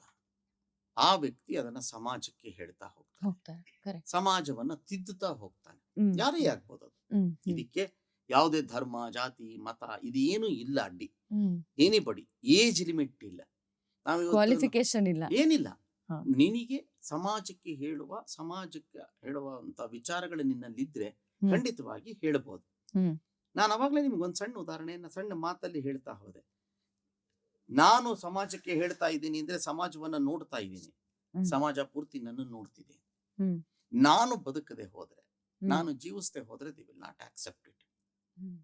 ಸೊ ಪ್ರತಿಯೊಬ್ಬ ವ್ಯಕ್ತಿಯು ಅಧ್ಯಯನದ ಜೊತೆಗೆ ಅಧ್ಯಾಪನವನ್ನ ಇಟ್ಕೊಂಡ್ಬಿಟ್ರೆ, ನಾನು ಸಮಾಜಕ್ಕೆ ಬೋಧನೆಯನ್ನ ಕೊಡ್ತಾ ಹೋದರೆ ಏನ್ ಎರಡು ಆಗತ್ತೆ. ಒಂದು, ಸಮಾಜಕ್ಕೆ ವಿಚಾರ ಗೊತ್ತಾಗತ್ತೆ. ಎರಡನೇದು, ನನ್ನನ್ನ ನಾನು ಸರಿ ಮಾಡ್ಕೊತೇನೆ. ಅಂದ್ರೆ ಒಬ್ಬ ಕೆಟ್ಟವನು ಕಮ್ಮಿ ಆದ, ನನ್ನಿಂದ ಪ್ರೇರಿತನಾಗಿ 10 ಜನದಲ್ಲಿ ಒಬ್ಬ ಸರಿ ಹೋಗ್ಬಿಟ್ರೆ ಒಬ್ಬ ಒಳ್ಳೆಯವನು ಜಮಾ ಆದ. ಲಾಭನೂ ಆಯ್ತು, ನಷ್ಟವೂ ಇದ್ದಾಗ. Very nice. ಜೊತೆಗೆ ಸಂಸ್ಕಾರ ಅಂತ ಮಾತಾಡ್ತಿದ್ರಿ. ನಮ್ಮ ಕಾರ್ಯಕ್ರಮದಲ್ಲಿ ನಂಬಿಕೆ, ಸಂಸ್ಕಾರ, ಕರ್ಮ, ಧರ್ಮ ಇಂಥ ವಿಷಯಗಳ ಬಗ್ಗೆ ಕುರಿತು ಮಾತಾಡೋದು ಜಾಸ್ತಿ. ಸಂಸ್ಕಾರ ಅಂದ್ರೆ ಏನು ನಿಮ್ಮ ಪ್ರಕಾರ ಹಾಗಿದ್ರೆ? ಜನ್ಮತಃ ಯಾವುದನ್ನ ನಾವು ಪಡ್ಕೊಂಡ್ ಬಂದಿದ್ದೀವಿ ಅದು ಸಂಸ್ಕಾರ. ಭಗವಂತ ಸಂಸ್ಕಾರವನ್ನ, ಭಗವಂತ ಶಕ್ತಿ, ನಾವ್ ಏನೇ ಕರೆಯೋಣ. ಯಾಕಂದ್ರೆ ಇವತ್ತಿನ ಡಿಜಿಟಲ್ ಮೀಡಿಯಾದಲ್ಲಿ ಜನ ನಾನು ಭಗವಂತ ಅಂದೇಟಿಗೆ ಅದಕ್ಕೆ ಬೇರೆ ಬೇರೆ ವಿಪರೀತವಾದಂತಹ ಕಲ್ಪನೆ ಹೊರಟೋಗ್ತಾರೆ. ವಿಶೇಷವಾದಂತಹ ಒಂದು ಶಕ್ತಿ ಇದೆ ನೋಡಿ. ಒಂದು ಯೋಚನೆ ಮಾಡೋಣ. ಕಣ್ಣು, ಕಿವಿ, ಕಾಲು, ಕೈ, ಮೂಗು, ಇದಿಷ್ಟು ಅದದ್ರ ಜಾಗದಲ್ಲೇ ಇದೆ. ಪ್ರತಿ ವ್ಯಕ್ತಿಗೆ 120 ಕೋಟಿನ ಭಾರತವನ್ನ ಬಿಟ್ಟು ಬೇರೆ ಹೋಗೋದು ಬೇಡ. ಭಾರತದಲ್ಲಿರೋದು 120 ಕೋಟಿ. 120 ಕೋಟಿ ಜನಗಳಲ್ಲಿಗೂ ಕಣ್ಣು, ಮೂಗು, ಕಾಲು, ಕಿವಿ, ಬಾಯಿ ಎಲ್ಲ ಅದದೇ ಆ ಜಾಗಗಳಲ್ಲೇ ಇದೆ. ಆದ್ರೆ ಒಬ್ಬ ವ್ಯಕ್ತಿ ಇದ್ದಾಗೆ ಇನ್ನೊಬ್ಬ ವ್ಯಕ್ತಿ ಇಲ್ಲ. ಒಬ್ಬ ವ್ಯಕ್ತಿಯ ಗುಣ ಇದ್ದಾಗೆ ಇನ್ನೊಬ್ಬ ವ್ಯಕ್ತಿಯ ಗುಣ ಇಲ್ಲ. ಒಬ್ಬ ವ್ಯಕ್ತಿಯ ಮಾತಿದ್ದಾಗೆ ಇನ್ನೊಬ್ಬ ವ್ಯಕ್ತಿಯ ಮಾತಿಲ್ಲ. ಒಬ್ಬ ವ್ಯಕ್ತಿಯ ಚಿಂತನೆ ಇದ್ದಾಗೆ ಮತ್ತೊಬ್ಬ ವ್ಯಕ್ತಿಯ ಚಿಂತನೆ ಇಲ್ಲ. ಇಲ್ಲದೆ ಹೋಗಿದ್ದಿದ್ರೆ ರಾಮಾಯಣ ಮಹಾಭಾರತಗಳು ಅಷ್ಟೊಂದು ಆವರ್ತಗಳು ಯಾಕೆ ಬರ್ತಿತ್ತು? ರಾಮಾಯಣ ನಡೆದಿದ್ದಷ್ಟೇನೆ. ರಾಮ, ಲಕ್ಷ್ಮಣ, ದಶರಥನ ಹುಟ್ಟಿದ್ರು, ಕಾಡ್ಗೆ ಹೋದ್ರು, ಅಲ್ಲಿ ರಾವಣನ ಕೊಂದ್ರು, ಸೀತೆ ವಾಪಸ್ ಕರ್ಕೊಂಡ್ಬಂದ್ರು. ಇದಿಷ್ಟೇ ಕಥೆಯನ್ನ ಒಬ್ಬೊಬ್ರು ತಮ್ಮದೇ ದೃಷ್ಟಿಕೋನಗಳಲ್ಲಿ ವ್ಯಾಖ್ಯಾನಗಳನ್ನು ಮಾಡ್ಕೊಂಡು ಹೋದ್ರು. ಕಂಬರಾಮಾಯಣ ಬಂತು, ರಾಮಾಯಣ ವಾಲ್ಮೀಕಿ ರಾಮಾಯಣ ಬಂತು, ಇನ್ನೊಂದು ಬಂತು, ಎಷ್ಟು ರಾಮಾಯಣಗಳು ಬಂತು. ಮೊನ್ನೆ ತನಕ ಭೈರಪ್ಪನವ್ರ ತನಕ ಬಂತು, ಉತ್ತರಾಖಂಡ ಬಂತು. ಎಲ್ಲ ರಾಮಾಯಣಗಳು ಕೂಡ ಅದೇ ಕಥೆಯನ್ನ, ಎಲ್ಲೂ ಅಲ್ಲಿ ರಾಮ ಎರಡನೇ ಕಡೆ ಮಗ ಅಂತ ಹೇಳಲ್ಲ, ರಾಮ ಹಿರಿ ಮಗ ಅಂತಾರೆ. ದಶರಥನಿಗೆ 3 ಜನ ಹೆಂಡತಿರು ಅಂತಾರೆ, ಎಲ್ಲೂ ಬೇರೆ ಹೇಳಲ್ಲ. ಆದ್ರೆ ದೃಷ್ಟಿಯನ್ನ ಬದಲಾಯಿಸ್ತಾ ಹೋಗ್ತಾರೆ. ಇದು ಹೀಗ್ ನಡೆದಿಲ್ಲದೆ ಇರ್ಬೋದು, ನನ್ನ ಕಲ್ಪನೆಯಲ್ಲಿ ಹೀಗಾಗಿರ್ಬೋದು ಅಂತಾರೆ. ಸೊ ಇದಿಷ್ಟು ಕೂಡ ಆದರ್ಶಗಳನ್ನ ನಮಗೆ ಹೇಳ್ಕೊಂಡು ಹೋಗುವಂತ ವಿಚಾರಗಳು. ಆದ್ರೆ ವ್ಯಕ್ತಿಯ ವಿಚಾರವನ್ನ ಬಂದಾಗ ಮನುಷ್ಯ ಎಷ್ಟು ಡಿಫ್ರೆಂಟ್ ಆಗಿ ಕಾಣ್ತಾನೆ. ಅಂದ್ಮೇಲೆ ಈ ಸೃಷ್ಟಿಯನ್ನ ಮಾಡದಂತ ಯಾವುದೋ ಒಂದು ಅಗೋಚರವಾದ ಶಕ್ತಿ ಇನ್ನು ಎಷ್ಟು ಅದ್ಭುತ ಇರ್ಬೇಕದು. ಒಂದೇ ಒಂದು ಸಣ್ಣ ಲೈನ್ ನಲ್ಲಿ ಒಬ್ಬ ವ್ಯಕ್ತಿಗೂ ಇನ್ನೊಬ್ಬ ವ್ಯಕ್ತಿಗೂ ಡಿಫ್ರೆನ್ಸ್ ತೋರಿಸ್ಬಿಡ್ತಾನೆ. ಈ ಎಲ್ಲ ವಿಶೇಷತೆಗಳನ್ನ ಕೊಟ್ಟಂತಹ ಭಗವಂತ ನಮ್ಮೆಲ್ರಿಗೂ ಒಂದು ಸಂಸ್ಕಾರವನ್ನ ಕೊಟ್ಟಿದ್ದಾನೆ. ನಮ್ಮ ಕಲಿಕೆಯ ವಿಚಾರ ಬೇರೆ, ನಮ್ಮ ಬದುಕಿನಲ್ಲಿ ನಾವು ಅಳವಡಿಸ್ಕೊಳ್ಳುವ ರೀತಿ ಬೇರೆ. ಈಗ ನಿಮ್ಗೆ ಒಂದು ಸಣ್ಣ ಒಂದು ಕತೆ ಹೇಳ್ತಾರೆ ನೋಡಿ. ಒಂದ್ ಗಿಣಿಗೆ 2 ಮರಿ ಇತ್ತು. ಒಂದನ್ನ ಒಬ್ಬ ವೇದ ಅಧ್ಯಯನ ಮಾಡ್ತಿದ್ದಂತ ಮನೆಗೆ ಕೊಟ್ರು, ಇನ್ನೊಂದ್ ಮನೆ ಕಟಕನ್ ಕೊಟ್ರು. ಇದು ಒಂದೇಟಿಗೆ ಶುಭವಾಗಲಿ ವಂದನೆಗಳು ಅಂತ ಹೇಳ್ತಿತ್ತು, ಅದು ಕಡಿ ಬಡಿ ಅಂತಿತ್ತು. ಇದು ಸಂಸ್ಕಾರ ಅಲ್ಲ. ನಾವು ತಪ್ಪು ತಿಳ್ಕೊಳ್ಳೋದು ಅದೇನೆ. ಎಂತ ಕೆಟ್ಟ ಸಂಸ್ಕಾರದಲ್ಲಿ ಇದೆಯಾ ಯಾವುದು ಅಂತೀವಿ. ದಟ್ ಈಸ್ ನಾಟ್ ಗಿಣಿಗೆ ಇದ್ದಿದ್ 2 ಮರಿ, ಬೆಳವಣಿಗೆ ಅದು. ಎಲ್ಲಿ ಬೆಳಿತೀವೋ ಅಲ್ಲಿ. ಈ ಮನೆಯಲ್ಲಿ ಬೆಳೆದಂಥದ್ದು ವೇದಾಧ್ಯಯನವನ್ನ ಕಲಿತು, ಇದು ಕಡಿ ಬಡಿ ಕಲಿತು. ಅಂದ್ರೆ ಅರ್ಥ ಏನಾಯ್ತು ಅಂತಂದ್ರೆ ಇಬ್ರಿಗೂ ಸಂಸ್ಕಾರ ಇತ್ತು. ಯಾವುದು ಸಂಸ್ಕಾರ ಅಂತಂದ್ರೆ ಯಾರು ಒಬ್ರು ಏನಾರ ಒಳ್ಳೆ ಹೇಳ್ಕೊಡ್ತಾರೋ ಅದನ್ನ ನಾನು ಗ್ರಹಿಸೋ ಅಂತದ್ದು ಸಂಸ್ಕಾರ. ಕರೆಕ್ಟ್. ಒಳ್ಳೇದನ್ನ ಹೇಳ್ಕೊಟ್ರೆ ಒಳ್ಳೇದನ್ನ ತಗೊಳುತ್ತೆ, ಒಳ್ಳೇದನ್ನ ಹೇಳ್ಕೊಟ್ರೆ ಒಳ್ಳೇದನ್ನ ಮಾಡತ್ತೆ. ಒಳ್ಳೇದನ್ನ ಹೇಳ್ಕೊಡದೆ ಕೆಟ್ಟದನ್ನ ಹೇಳ್ಕೊಡ್ತಾ ಹೋದ್ರೆ ಕೆಟ್ಟದನ್ನ. ಸೊ ಅದು ನಡವಳಿಕೆ, ನಡೆ ನುಡಿ ಬೇರೆ. ಸಂಸ್ಕಾರ ಅನ್ನೋದು ಭಗವಂತ ನನಗೆ ಕೊಟ್ಟು ಕಳಿಸಿದಾನೆ. ಚಿಂತನೆಯ ಕ್ರಮ ಇದೆಯಲ್ಲ, ನಾನು ಮಾಡ್ತಿರೋದು ತಪ್ಪ ಸರಿಯಾ ಅಂತ ಒಂದು ಕ್ಷಣ ಯೋಚನೆ ಮಾಡುವಂತ ಒಂದು ಸಂಸ್ಕಾರ ಬುದ್ಧಿ ಕೊಟ್ಟಿರ್ತಾನೆ. ಇದಷ್ಟನ್ನು ಬಳಸ್ಕೊಳ್ಳೋದು ಸಂಸ್ಕಾರ ಅನ್ಸುತ್ತೆ. Very well shed sir. ಜೊತೆಗೆ ಈಗ ಸಂಸ್ಕಾರ ಅಂತ ಬಂದಾಗ ಕಲಾವಿದನಾಗಿಯೂ ಕಲಾವಿದನಿಗೆ ಅವನದೇ ಆದಂತಹ ಒಂದು ಸಂಸ್ಕಾರ ಇರಬೇಕು. ಈಗ ನೀವು ಹೇಳಿದ ಹಾಗೆ ಸಮಾಜದಲ್ಲಿ ನಿನ್ನನ್ನ ನೀನು ಜಾಸ್ತಿ ಬಿಂಬಿಸ್ಕೊಳ್ಳೋದನ್ನ ನಿಲ್ಲಿಸು. ಕಲಾವಿದನಾಗಿ ನೀನು ವೇದಿಕೆಯಲ್ಲಿದ್ದಾಗ ನಿನ್ನನ್ನ ನೋಡೋದಕ್ಕೆ ಜನ ಬರ್ಬೇಕೆ ಹೊರತು ನೀನ್ ಎಲ್ಲಾರ ಮುಂದೆನೂ ಜಾಸ್ತಿ ಇರ್ಬೇಡ. ಇದೆಲ್ಲ ಒಂದ್ ರೀತಿಯಾಗಿ ನಾವ್ ಏನೇನು ರೂಢಿಸ್ಕೊಂಡ್ ಬರ್ತೀವಿ, ಅದೇ ಸರಿನಾ ತಪ್ಪ ಅನ್ನೋದು ನಾವೇನ್ ರೂಢಿಸ್ಕೊಂಡ್ ಬರ್ತೀವಿ ಒಂದು ಕಲಾವಿದನಾಗಿ. ಈಗಿನ ಕಾಲದಲ್ಲಿ, ಆಧುನಿಕ ಕಾಲದಲ್ಲಿ ನಾವು ಒಂದ್ ಸ್ವಲ್ಪ ಅಬ್ಸರ್ವ್ ಮಾಡ್ತಾ ಬಂದ್ರೆ sir, totally it is opposite ಅಂತ ಹೇಳ್ಬೋದು. ಮುಂದೆ ಹಿಂದಿನ ಕಾಲದಲ್ಲಿ ನಾವು ಸಿನಿಮಾ ರಂಗದಲ್ಲಿ ಇರುವಂತಹ ಕಲಾವಿದರಾಗಿರ್ಬೋದು ಅಥವಾ ರಂಗಭೂಮಿ ಕಲಾವಿದರಾಗಿರ್ಬೋದು, ಅವರನ್ನ ನೋಡ್ಬೇಕು, ಭೇಟಿ ಮಾಡ್ಬೇಕು ಅನ್ನೋದೇ ಒಂದು ಕನಸಾಗಿತ್ತು. ಮತ್ತೆ ಒಂದು ಇಮ್ಯಾಜಿನೇಷನ್ಗೆ ಅದು ಜಾಸ್ತಿ ಅವಕಾಶ ಮಾಡ್ಕೊಡ್ತಾ ಇತ್ತು. ಹಿಂಗಿರ್ಬೋದಾ, ಹಂಗಿರ್ಬೋದಾ, ಅಲ್ಲಿಗೆ ಬಂದಿದ್ರಂತೆ, ಇಲ್ಲಿದ್ರಂತೆ, ಅವ್ರು ಹಾಗೆ ಊಟ ಮಾಡ್ತಾರಂತೆ. ಈ ಒಂದು ವಿಚಾರ ನಮಗೆ ಬಂದ್ರುವೆ ಅದು ಸಾಕಷ್ಟು ತಿಂಗಳಾಗ್ಲಿ ಅಥವಾ ವರ್ಷಗಳಾದ್ಮೇಲೆ ನಮಗೆ ಮುಟ್ಟಿರೋದು. ಯಾವ್ದೋ ಮೈಸೂರಲ್ಲಿ ಬಂದು ಯಾರೋ ಒಬ್ರು ಊಟ ಮಾಡಿದ್ರು ಅಂದ್ರೆ, ಇನ್ಯಾವುದೋ ಚಿಕ್ಕ ಹಳ್ಳಿಯಲ್ಲಿ ಆ ಒಂದು ವಿಷಯ ಬರುತ್ತೆ ಅಂತ ಅಂದ್ರೆ ಒಂದು 2-3 ತಿಂಗಳ ಕಾಲ ಬೇಕಾಗಿತ್ತು. ಕಲಾವಿದನಿಗೆ ಒಂದು ರೀತಿಯಾಗಿ ಬೆಲೆ ಅನ್ನೋದಕ್ಕಿಂತ ಹೇಗ್ ಹೇಳೋದು, ಒಂದು ರೀತಿ ಗೌರವ ಅಂತ ಹೇಳ್ಬೋದು. ಇನ್ನು ನನಗೆ ಪ್ರೇರಣೆ ವೇದಿಕೆ ಹತ್ತಿ ನಾನು ನನ್ನ ಮುಖವನ್ನ ನಾನು ತೋರಿಸೋದಕ್ಕೆ ಇನ್ನು ನನಗೆ ಅದು ಆಸೆ ಜಾಸ್ತಿ. ಒಂದು ಕಲಾವಿದನಿಗೆ ಆಸೆ ಜಾಸ್ತಿ ಆಗೋದು. ಈಗಿನ ಆಸೆ ಒಂದು ರೀತಿಯಾಗಿ ತದ್ವಿರುದ್ಧ ಇದೆ ಅಂತ ಹೇಳ್ಬೋದು. ಸಾಮಾಜಿಕ ಜಾಲತಾಣ ಬಂದ ತಕ್ಷಣ, ಸೋಷಿಯಲ್ ಮೀಡಿಯಾ ಬಂದ ತಕ್ಷಣ, ನಾನು ಏನ್ ಮಾಡ್ತಾ ಇದ್ದೀನಿ, ನಾನು ಎಲ್ಲಿಗೆ ಹೋಗ್ತಾ ಇದ್ದೀನಿ, ನಾನು ಏನ್ ತಿಂತಾ ಇದ್ದೀನಿ, ನಾನು ಯಾವ ಬಟ್ಟೆ ಹಾಕ್ತಿದ್ದೀನಿ, ಆ ಬಟ್ಟೆ ಹಾಕಿರೋದಕ್ಕೆ ಯಾರು ಕಾರಣರು, ಅದನ್ನ ಯಾರು ಹೊಲ್ದ್ಕೊಟ್ಟಿರೋದು, ಇಲ್ಲಿಯವರೆಗೂ ನಾವು ಕಲಾವಿದರನ್ನ ನಾವು ಎಕ್ಸ್ಪೋಸ್ ಮಾಡ್ತಾ ಇದೀವಿ. ಈಗಿನ ಸಮಾಜಕ್ಕೆ ಇದರ ಅವಶ್ಯಕತೆ ಇದೆಯಾ ಹಾಗಿದ್ರೆ? ಅಥವಾ ನಾವು ಹಿಂದೆ ಬಂದಿರುವಂತಹ ಪರಂಪರೆಯನ್ನ ಏನಿದೆ ಅದನ್ನ ನಾವು ಪಾಲಿಸ್ಕೊಂಡು ಹೋದ್ರೆ ಒಳ್ಳೇದಾ? ನೋಡಿ, ನಿಮ್ಗೆ ಮತ್ತೊಂದ್ಸಲ continuation from the old thing. ಸಂಸ್ಕಾರ ಅಂತ, ನಡೆ ನುಡಿ, ನಡೆ ನುಡಿ ನಮ್ ಜೊತೆ ಬಂದ್ಬಿಟ್ಟಿರುತ್ತೆ. ಸಂಸ್ಕಾರವನ್ನ ನಾವು ಚಿಂತನೆಯಿಂದ ಬೆಳೆಸ್ಕೋತೀವಿ, ಅಳವಡಿಸ್ಕೋತೀವಿ ಬದುಕಿಗೆ. ಇದು ಯಾರಿಗೋಸ್ಕರವಾಗಿಯೋ ಮಾಡೋದಲ್ಲ. ಬದುಕು ಅನ್ನೋದು ಯಾರಿಗೋಸ್ಕರವಾಗಿಯೋ ಆಡುವ ನಾಟಕವಲ್ಲ, ನಮ್ಮ ಜೀವನದ ಕ್ರಮ ಅಂತ. ಬದುಕು ಅನ್ನೋದು ನಾವು ನಾಟಕ ಆಡಕ್ ಆಗಲ್ಲ. 1.5 ಗಂಟೆ, ಇಲ್ಲಾಂದ್ರೆ ನಾಟಕಕ್ಕೆ ಅವಧಿ ಫಿಕ್ಸ್ ಆಗ್ತಿರ್ಲಿಲ್ಲ. 3 ಗಂಟೆ 4 ಗಂಟೆ 1.5 ಗಂಟೆ ಕಾಲ ನಾಟಕ ಆಡಬಹುದು. 24 ತಾಸು ನಾಟಕವಾಗಿ ಕಾನ್ಶಿಯಸ್ ಆಗಿ I cannot act. I will be the same what ever I am. ಇಲ್ಲಿ ಬಂದು ಕೂತಾಗ ಹೀಗೆ ಗೌರವವಾಗಿ ಕೂತ್ಕೋತೀನಿ, ಹೀಗೆ ಕೂತ್ಕೊಂಡಿರ್ತೀನಿ, ಹೀಗೆ ಮಾತಾಡ್ತೀನಿ. ಮನೆಗೆ ಹೋದ್ಮೇಲೆ ಹೀಗೆ ಕೂತ್ಕೊಂಡು ಬನ್ನಿ ಅಂತ ಅನ್ನಕ್ ಆಗಲ್ಲ ನನಗೆ. ನನ್ನ ಪಾಡಿ ನನಗೆ ದಟ್ ಈಸ್ ಡಿಫ್ರೆಂಟ್ ಅಲ್ವಾ? ಹಾಗೆ ಸಂಸ್ಕಾರ ಅಂದ್ರೆ ಏನು ಅಂದ್ರೆ ನಮ್ಮ ನಡೆ ನುಡಿಗಳನ್ನ ನಾನು ಚಿಂತನೆಯಿಂದ ಅಳವಡಿಸ್ಕೊಳ್ಳೋದು. ಲೈಫ್ ಎಕ್ಸಾಂಪಲ್ಸ್ ಇಂದ ಮಾತಾಡ್ತೀನಿ ನಾನು. ಸಾಮಾನ್ಯವಾಗಿ ಐ ಡೋಂಟ್ ಎಲ್ಲೋ ಹಿಯರ್ ಸೇ ಇಂದ ಹೇಳಲ್ಲ. 1983 ಫಾರ್ ದಿ ಫಸ್ಟ್ ಟೈಮ್ ನಮ್ಮ ಹಿರಣ್ಯ ಮಿತ್ರ ಮಂಡಳಿಯನ್ನ we were invited to America 1983 to inaugurate Kannada Triveni Kannada Conference, world Kannada conference ಅಂತ. For the first time Triveni Kannada conference ಅಂತ ಮಾಡಿದ್ರು 83 ಅಲ್ಲಿ. ನ್ಯೂಯಾರ್ಕ್, ನ್ಯೂಜೆರ್ಸಿ, ಫಿಲಡೆಲ್ಫಿಯಾ 3 ಜನ ಸೇರ್ಕೊಂಡು ಮಾಡಿದ್ದು ನ್ಯೂಯಾರ್ಕ್ ಅಲ್ಲಿ ಕಾರ್ಯಕ್ರಮ. ನಮ್ಮ ತಂದೆ ಅಧ್ಯಕ್ಷತೆ ಕರೆದ್ಬಿಟ್ರು. ನಮ್ಮ ತಂದೆ ವಾಸ್ ಸರ್ಪ್ರೈಸ್ಡ್. ತಿರುಕನ ಕನಸಿದ್ದ ಹಾಗೆ, ತಿರುಕನೋರ್ವನೂರ ಮುಂದೆ ಮುರುಕು ಧರ್ಮಶಾಲೆಯಲ್ಲಿ ಕೂತು ಕನಸು. ಅಲ್ಲಿ ಯಾವ್ದೋ ಒಬ್ಳು ಮಹಾರಾಜ ಮಗಳ ಸತ್ತೋಗ್ಬಿಟ್ಲಂತೆ. ಇವನಲ್ಲಿ ನನ್ನನ್ನ ಕರೆದ್ಬಿಟ್ಟು ರಾಜ್ಯವನ್ನ ಕೊಟ್ಬಿಟ್ಟು ಅದು ಚೆನ್ನಾಗಿರೋ ಹುಡುಗಿ, ಸುಂದರವಾಗಿರುವಂತ ಮಗಳನ್ನು ಕೊಟ್ಟು ರಾಜನ ಇವ್ರು ನನ್ನ ರಾಜನ್ ಮಾಡಿದ್ರು ಅಂತ ಆಮೇಲೆ ನೋಡಿ ತಕ್ಷಣ ಎಚ್ಚರ ಆಯ್ತಂತೆ. ನೋಡಿದ್ರು ಅಲ್ಲಿ ಹೊರಕೊಂಡು ಕೂತ್ಕೊಂಡು ದಿಸ್ ಇಸ್ ಇಟ್.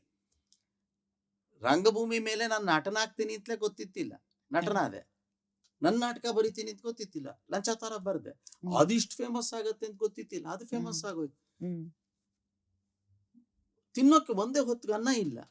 ಇವತ್ತು ಬೆಂಗಳೂರಲ್ಲಿ 6 ಮನೆ ಇದೆ, ಕಾರ್ ಇದೆ, ಎಲ್ಲವೂ ಆಗೋಯ್ತು. Everything is just a dream for me. ಇವಾಗ ಸಡನ್ ಆಗಿ ಅಮೆರಿಕಲ್ಲಿ ಕರೆದ್ಬಿಟ್ಟು ನಾನು ಅಧ್ಯಕ್ಷತೆ ಕರಿತೀಯ, ನಡೆಯೋಣ ಹೊಡ್ಕೊಂಬಂದ್ಬಿಡೋಣ ಅಂದ್ರು. ಎದ್ದು ಹೊರಟ್ಬಿಟ್ರು ಟೀಮ್ ತಗೊಂಡು. ಅವಾಗ ಹಿ ಯೂಸ್ ಟು ಡ್ರಿಂಕ್. ಆರಾಮಾಗಿ ನಾಟಕ ನಡೆಯುವಾಗ್ಲೂ ಕೂಡ ಕೂತ್ಕೊಂಡು ಕುಡಿಯೋರು. It was an accepted thing by public also. ಜನ ಕೂಡ ಅವಾಗ ಒಂದ್ ಸ್ವಲ್ಪ ಕಾಮೆಂಟ್ ಕಮ್ಮಿ ಮಾಡಿದ್ರೆ, ಯಾಕೋ ಒಂದ್ ಸ್ವಲ್ಪ ಕಮ್ಮಿ ಹಾಕಿದ್ದಾರೆ ಅಂತ ಕಾಣುತ್ತೆ ಕಣ ಹಿರಣ್ಯ, ಚೆನ್ನಾಗಿ ಮಾತಾಡ್ತಾ ಇಲ್ಲ ಸ್ಟೇಜ್ ಮೇಲೆ ಅನ್ನೋರು. ಇಲ್ಲ ಒಳಗೋಗಿ ಒಂದ್ ಲೋಟ ನೀರ್ ಕುಡಿದು ಬಂದ್ಬಿಟ್ಟು ಹೀಗೆ ಅಂದ್ಕೊಂಡ್ ಬಂದ್ರೆ ನಮ್ಮ ತಂದೆ ಸ್ಟೇಜ್ ಮೇಲೆ ಇವಾಗ ಒಂದ್ ಪೆಗ್ ಬಿತ್ತು, ಈಗ ನೋಡುಗ್ರು ಹೆಂಗ್ ರಂಗೇರದ್ ನಾಟಕ ಅನ್ನೋರು. It had become an accepted fact. Hmm and my father was publicly accepting it. Yes I drink. Hmm hmm so this was their his hmm. Lifestyle. ನಡೆ ನುಡಿ ಅನ್ನೋದು ಅದು. ಅಭ್ಯಾಸ ಯಾಕಾಯ್ತು ಗೊತ್ತಿಲ್ಲ. ಹ್ಮ್ ತಾಯಿ ಸತ್ತೋದ್ರು, ತಂದೆ ಇಲ್ಲ, ಬೀದಿ ಮೇಲೆ ಬಿದ್ರು. ತಂದೆ ತಾಯಿ ಕಳ್ಕೊಂಡು ಬೀದಿಗೆ ಬಂದಂತ ವ್ಯಕ್ತಿಗಳೆಲ್ಲ ಕುಡಿಯೋದ್ ಕಲಿಬೇಕು ಅಂತ ಅಲ್ಲ. ಅಲ್ಲ. ಸಹವಾಸದಿಂದ ಕಲ್ತ್ರು ಅಥವಾ ಇವ್ರಿಗೆ ಅಭ್ಯಾಸ ಆಸೆ ಆಯ್ತು ಕಲ್ತ್ರು. ಆಲ್ ದೋಸ್ ಥಿಂಗ್ಸ್ ಆರ್ ಗೌಣ ಇವತ್ತು. He use to drink and he use to drink what local things are available in Bengaluru. 50ನೇ ಇಸ್ವಿ 40ನೇ ಇಸ್ವಿಯಲ್ಲಿ ಸಾರಾಯ ಕುಡಿದ್ರು, ಆಮೇಲೆ ವಿಸ್ಕಿ ಕುಡಿದ್ರು. ಒಟ್ಟಲ್ಲಿ ಇದೆ ಸಮ್ ಲೋಕಲ್ ಡ್ರಿಂಕ್ ತಗೊಳ್ಳೋರು. ಕರೆಕ್ಟ್. ಅಮೆರಿಕಕ್ಕೆ ಹೋಗಿ ನೋಡ್ತಾರೆ, ಏನ್ ಅದ್ಭುತವಾದಂತಹ ಡ್ರಿಂಕ್ಗಳು. ಇಲ್ಲಾದ್ರೆ ಅಂಗಡಿಗೆ ಹೋಗಿ ಕೊಂಡ್ಕೊಂಡ್ಬಂದು ಪ್ಯಾಕೆಟ್ ಇಟ್ಕೊಂಡು ಮನೇಲಿ ಕೂತ್ಕೊಂಡು ಕುಡಿಬೇಕಿತ್ತು. ಅಲ್ಲಿ ಎಲ್ಲಾ ಮನೇಲೂ ಬಾರ್ ಕೌಂಟ್ರು. ನಾಟಕ ಬಿಟ್ಟಿಟ್ಗೆ ಎಲ್ರು ಬಾಟ್ಲ್ ಓಪನ್ ಮಾಡೋರೆ. ಶಾಂಪೇನ್ ಓಪನ್ ಮಾಡ್ತೀವಿ ಇನ್ನೋರು. ಇನ್ನು ನಮ್ಮಪ್ಪನ್ ಹಿಡಿಯೋರು ಯಾರು? ಅತ್ತೇರಿಕೆ ಅಂತ ಹೋಗೊಂದು ವಾರ ಅದ್ಭುತವಾಗಿ ಆಟ ಆಡ್ಬಿಟ್ರು.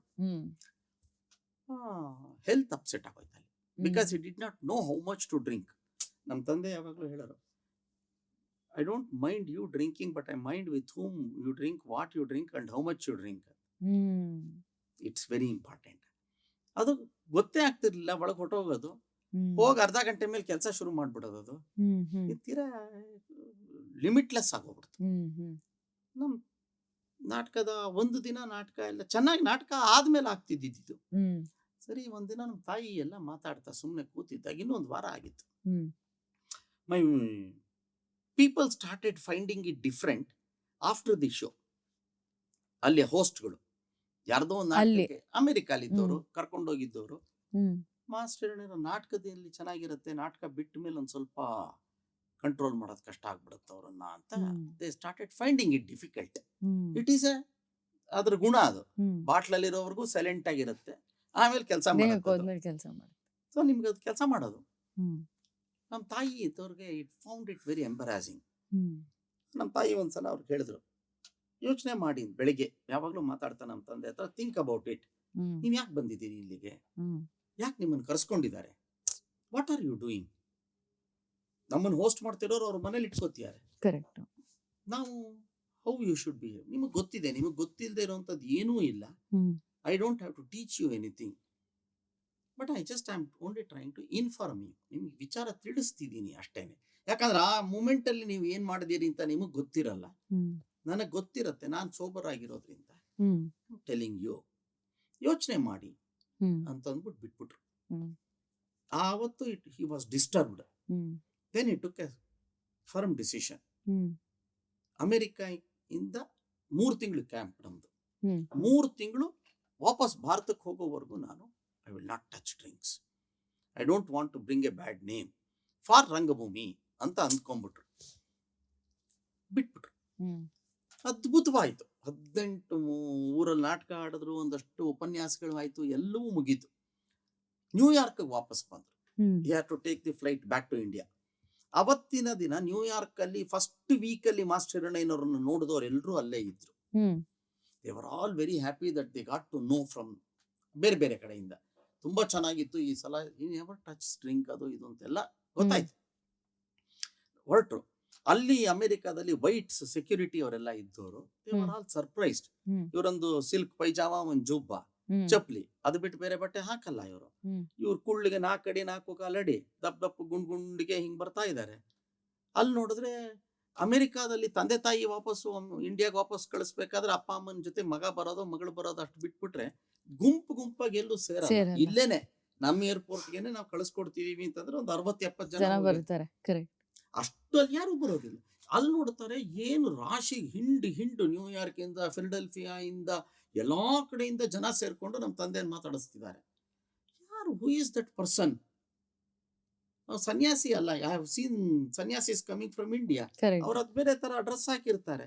ಈ ವ್ಯಕ್ತಿ ಹಿಂಗ್ ಬರ್ತಾ ಇದ್ದಾರೆ, ಇವ್ರು ನೋಡಕ್ ಇಷ್ಟು ಜನ ನಿಂತಿದ್ದೀರಾ, ನೀವೆಲ್ಲ ಅವ್ರನ್ನ ಬರೀ ಕಳಿಸ್ಕೊಡಕ್ ಬಂದಿದ್ದೀರಾ ಅಂತ ಇದ್ದಾರೆ. ಆ ತರ ಆಯ್ತು ಅದು. ಅದಾದ್ಮೇಲೆ ಅಲ್ಲಿದ್ದವ್ರು ಯಾರೋ ಒಂದಷ್ಟು ಜನ ನಮ್ಮ ತಂದೆ ತಾಯಿನ ಕರೆಸ್ಕೋಬೇಕು ಅನ್ನೋ ಆಸೆ ಇತ್ತು.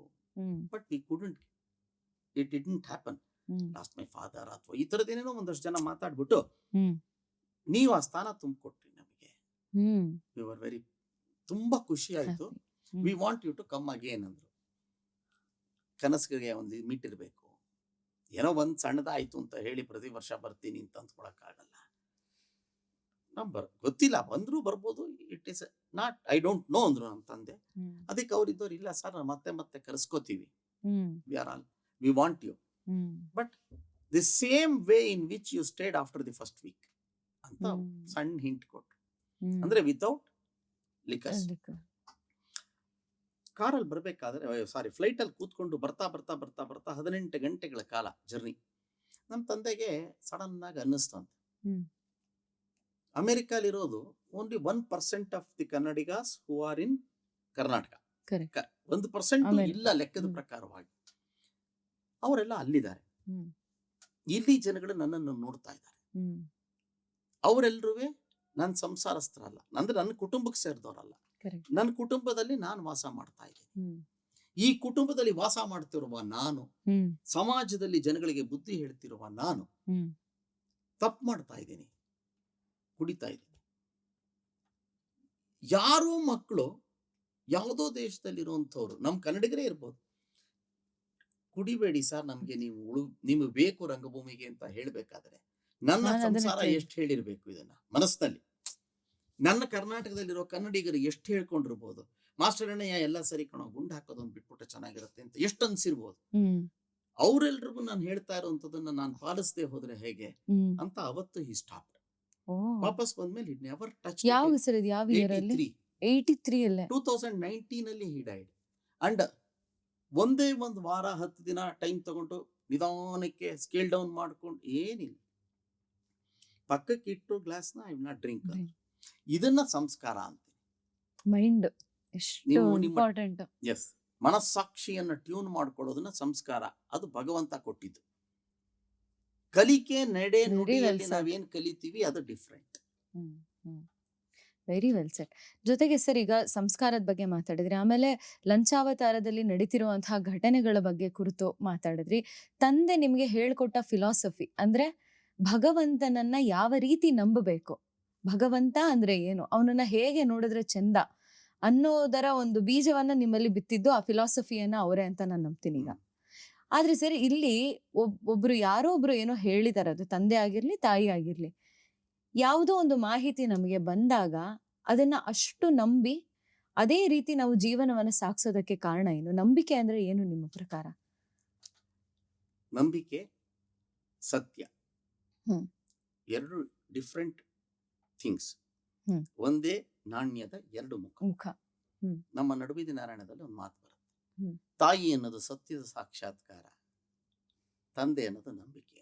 ಅಪ್ಪ, ನೀವು ಸಣ್ಣ ಒಂಥರ ಸಿಂಪಲ್ ಆಗಿ ಹಾಸ್ಯವಾಗಿ ಕಾಣುವಂಥದ್ದು ಯೋಚನೆ ಮಾಡಿ ನೋಡಿ. ತಾಯಿ ಅನ್ನೋದು ಸತ್ಯದ ಸಾಕ್ಷಾತ್ಕಾರ. ಹುಟ್ಟದೇಟಿಗೆ ನಾವು ನೋಡೋದು ತಾಯಿಯನ್ನು.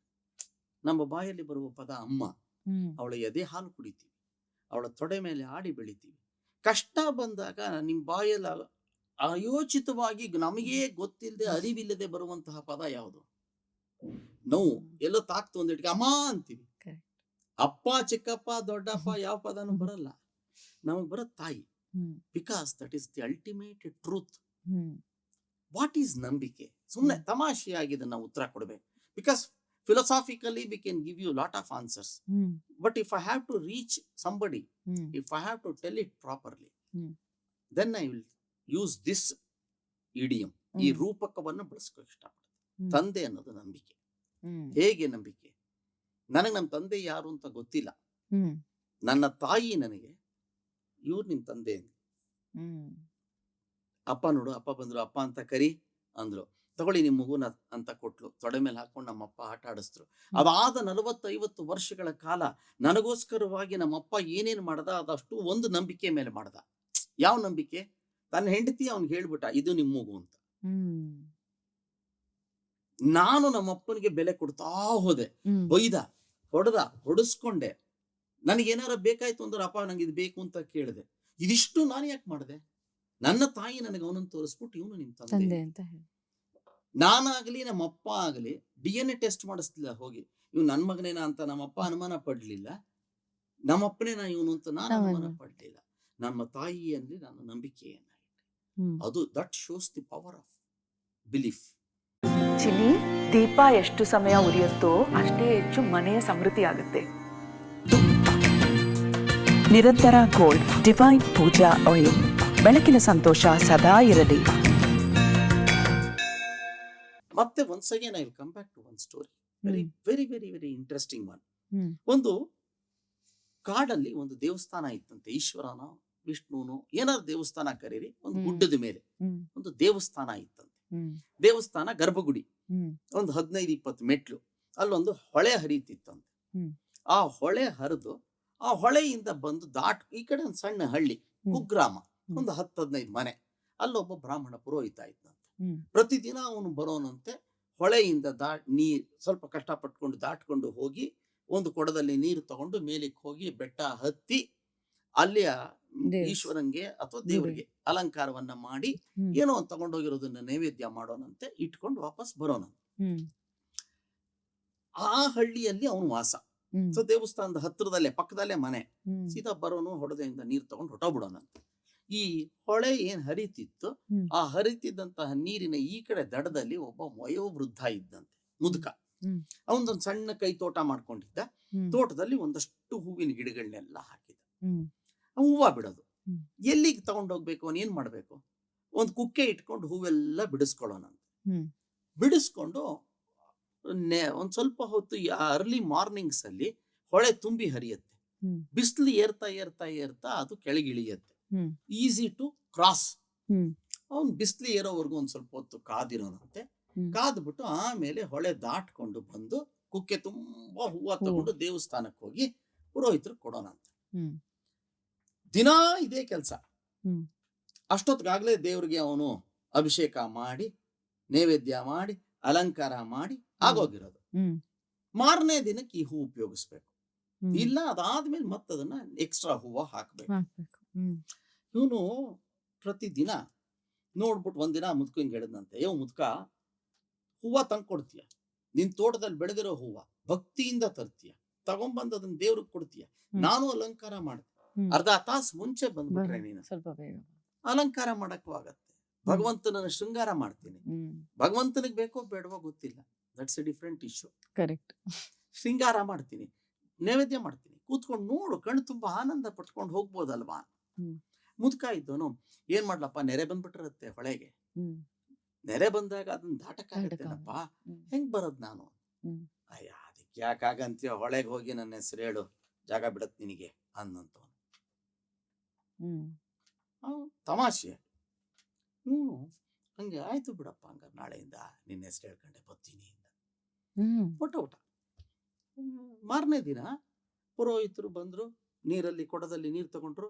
ಹೊಳೆಯ ದಾಟಿ ಹೊಳೆಯಿಂದ ಈ ಕಡೆ ಬಂದು ಬೆಟ್ಟ ಹತ್ಬಿಟ್ಟು ಹೋಗಿ ನೋಡ್ತಾರೆ, ದೇವಸ್ಥಾನದ ಮುಂದೆ ಕುಕ್ಕೆ ಎಲ್ಲ ಹಿಡ್ಕೊಂಡು ಹೂವ ಹಿಡ್ಕೊಂಡು ಅವನು ಮುದ್ಕ ಕೂತಿಯಾನಲ್ಲಿ. ತಮಾಷೆ, ಅಯ್ಯೋ ಏನು ಬಂದೇ ಬಿಟ್ಟಿಯಲ್ಲ ಅಂತಂದ್ರು. ಅಲಂಕಾರ ಮಾಡಿದ್ರು, ನೈವೇದ್ಯ ಆಯ್ತು, ಇಬ್ರು ಮಾತು ಹೊರಟ್ರು. ಮಾರನೇ ದಿನನೂ ಬಂದ. ಇವನಿಗೆ ಆಶ್ಚರ್ಯ ಆಗ್ಬಿಡ್ತು, ಏನಿದು, ಏನೋ ಹೆಂಗ ಇಷ್ಟ ದಿನ ಬರ್ಕಾಗ್ತಿದ್ದ, ನೀನೇ ಹೇಳ್ಕೊಟ್ಟಿಯಲ್ಲಪ್ಪ, ಹೊಳೆ ಹತ್ರ ನಿಂತ್ಕೊಂಡು ನಿನ್ನ ಹೆಸರು ಹೇಳು ಅಂದೆ, ನಿನ್ನ ಹೆಸರು ಹೇಳದೆ ಹೊಳೆ ದಾರಿ ಮಾಡ್ಕೊಟ್ಬಿಡ್ತು, ಬಂದ್ಬಿಟ್ಟೆ. ಒಂದು ನಿಮಿಷ ಅವನಿಗೆ ಕೈ ನಡ್ಕ ಬಂದ್ಬಿಡ್ತಂತ ಪುರೋಹಿತರಿಗೆ.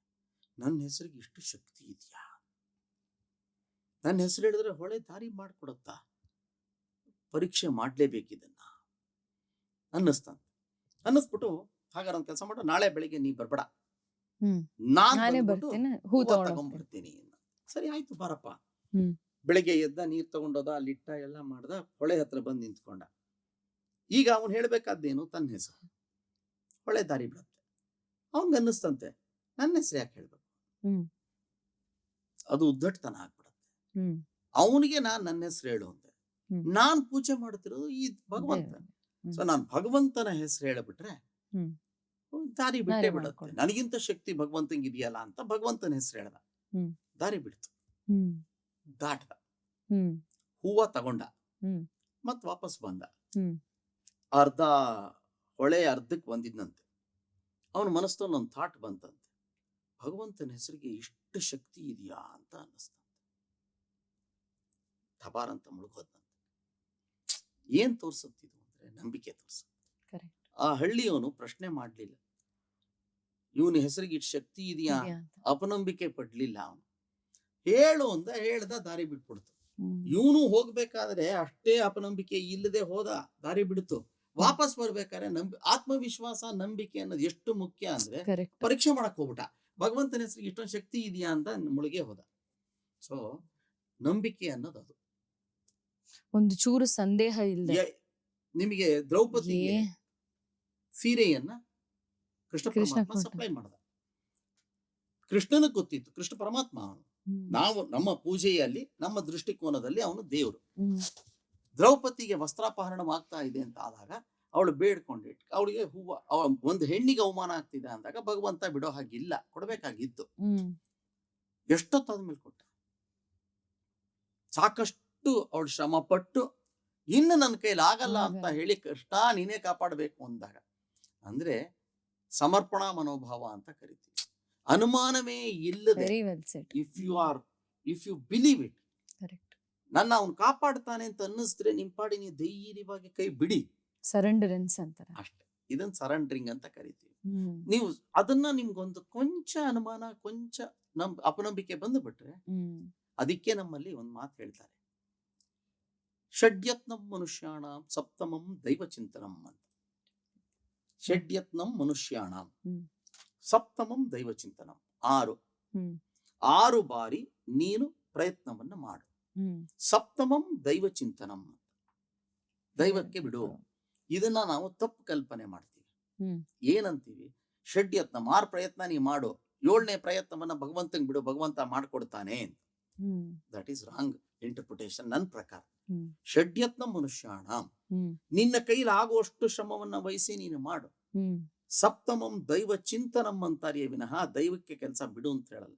ಸೊ ನಿಮಗೆ ಭಗವಂತನನ್ನ ನಾವು ನೆನಪು ಮಾಡಿಕೊಡಿ ಅಂತ ಹೇಳತ್ತಷ್ಟೇ. ಅದು ನೀನು ಭಗವಂತ ಬಂದು ಕೆಲಸ ಮಾಡ್ತಾನೆ ಅಂತ ಅಂದ್ಕೋಬೇಡಪ್ಪ, ನಿನಗೆ ಪ್ರೇರಕ ಶಕ್ತಿಯಾಗಿ ಅವನು ನಿಂತ್ಕೋತಾನೆ ಹ್ಮ್. ಅನ್ನೋದನ್ನ ಅದಲ್ಲೇ ಹೇಳ್ತಾರೆ. ಹ್ಮ್. ಅಷ್ಟೇ.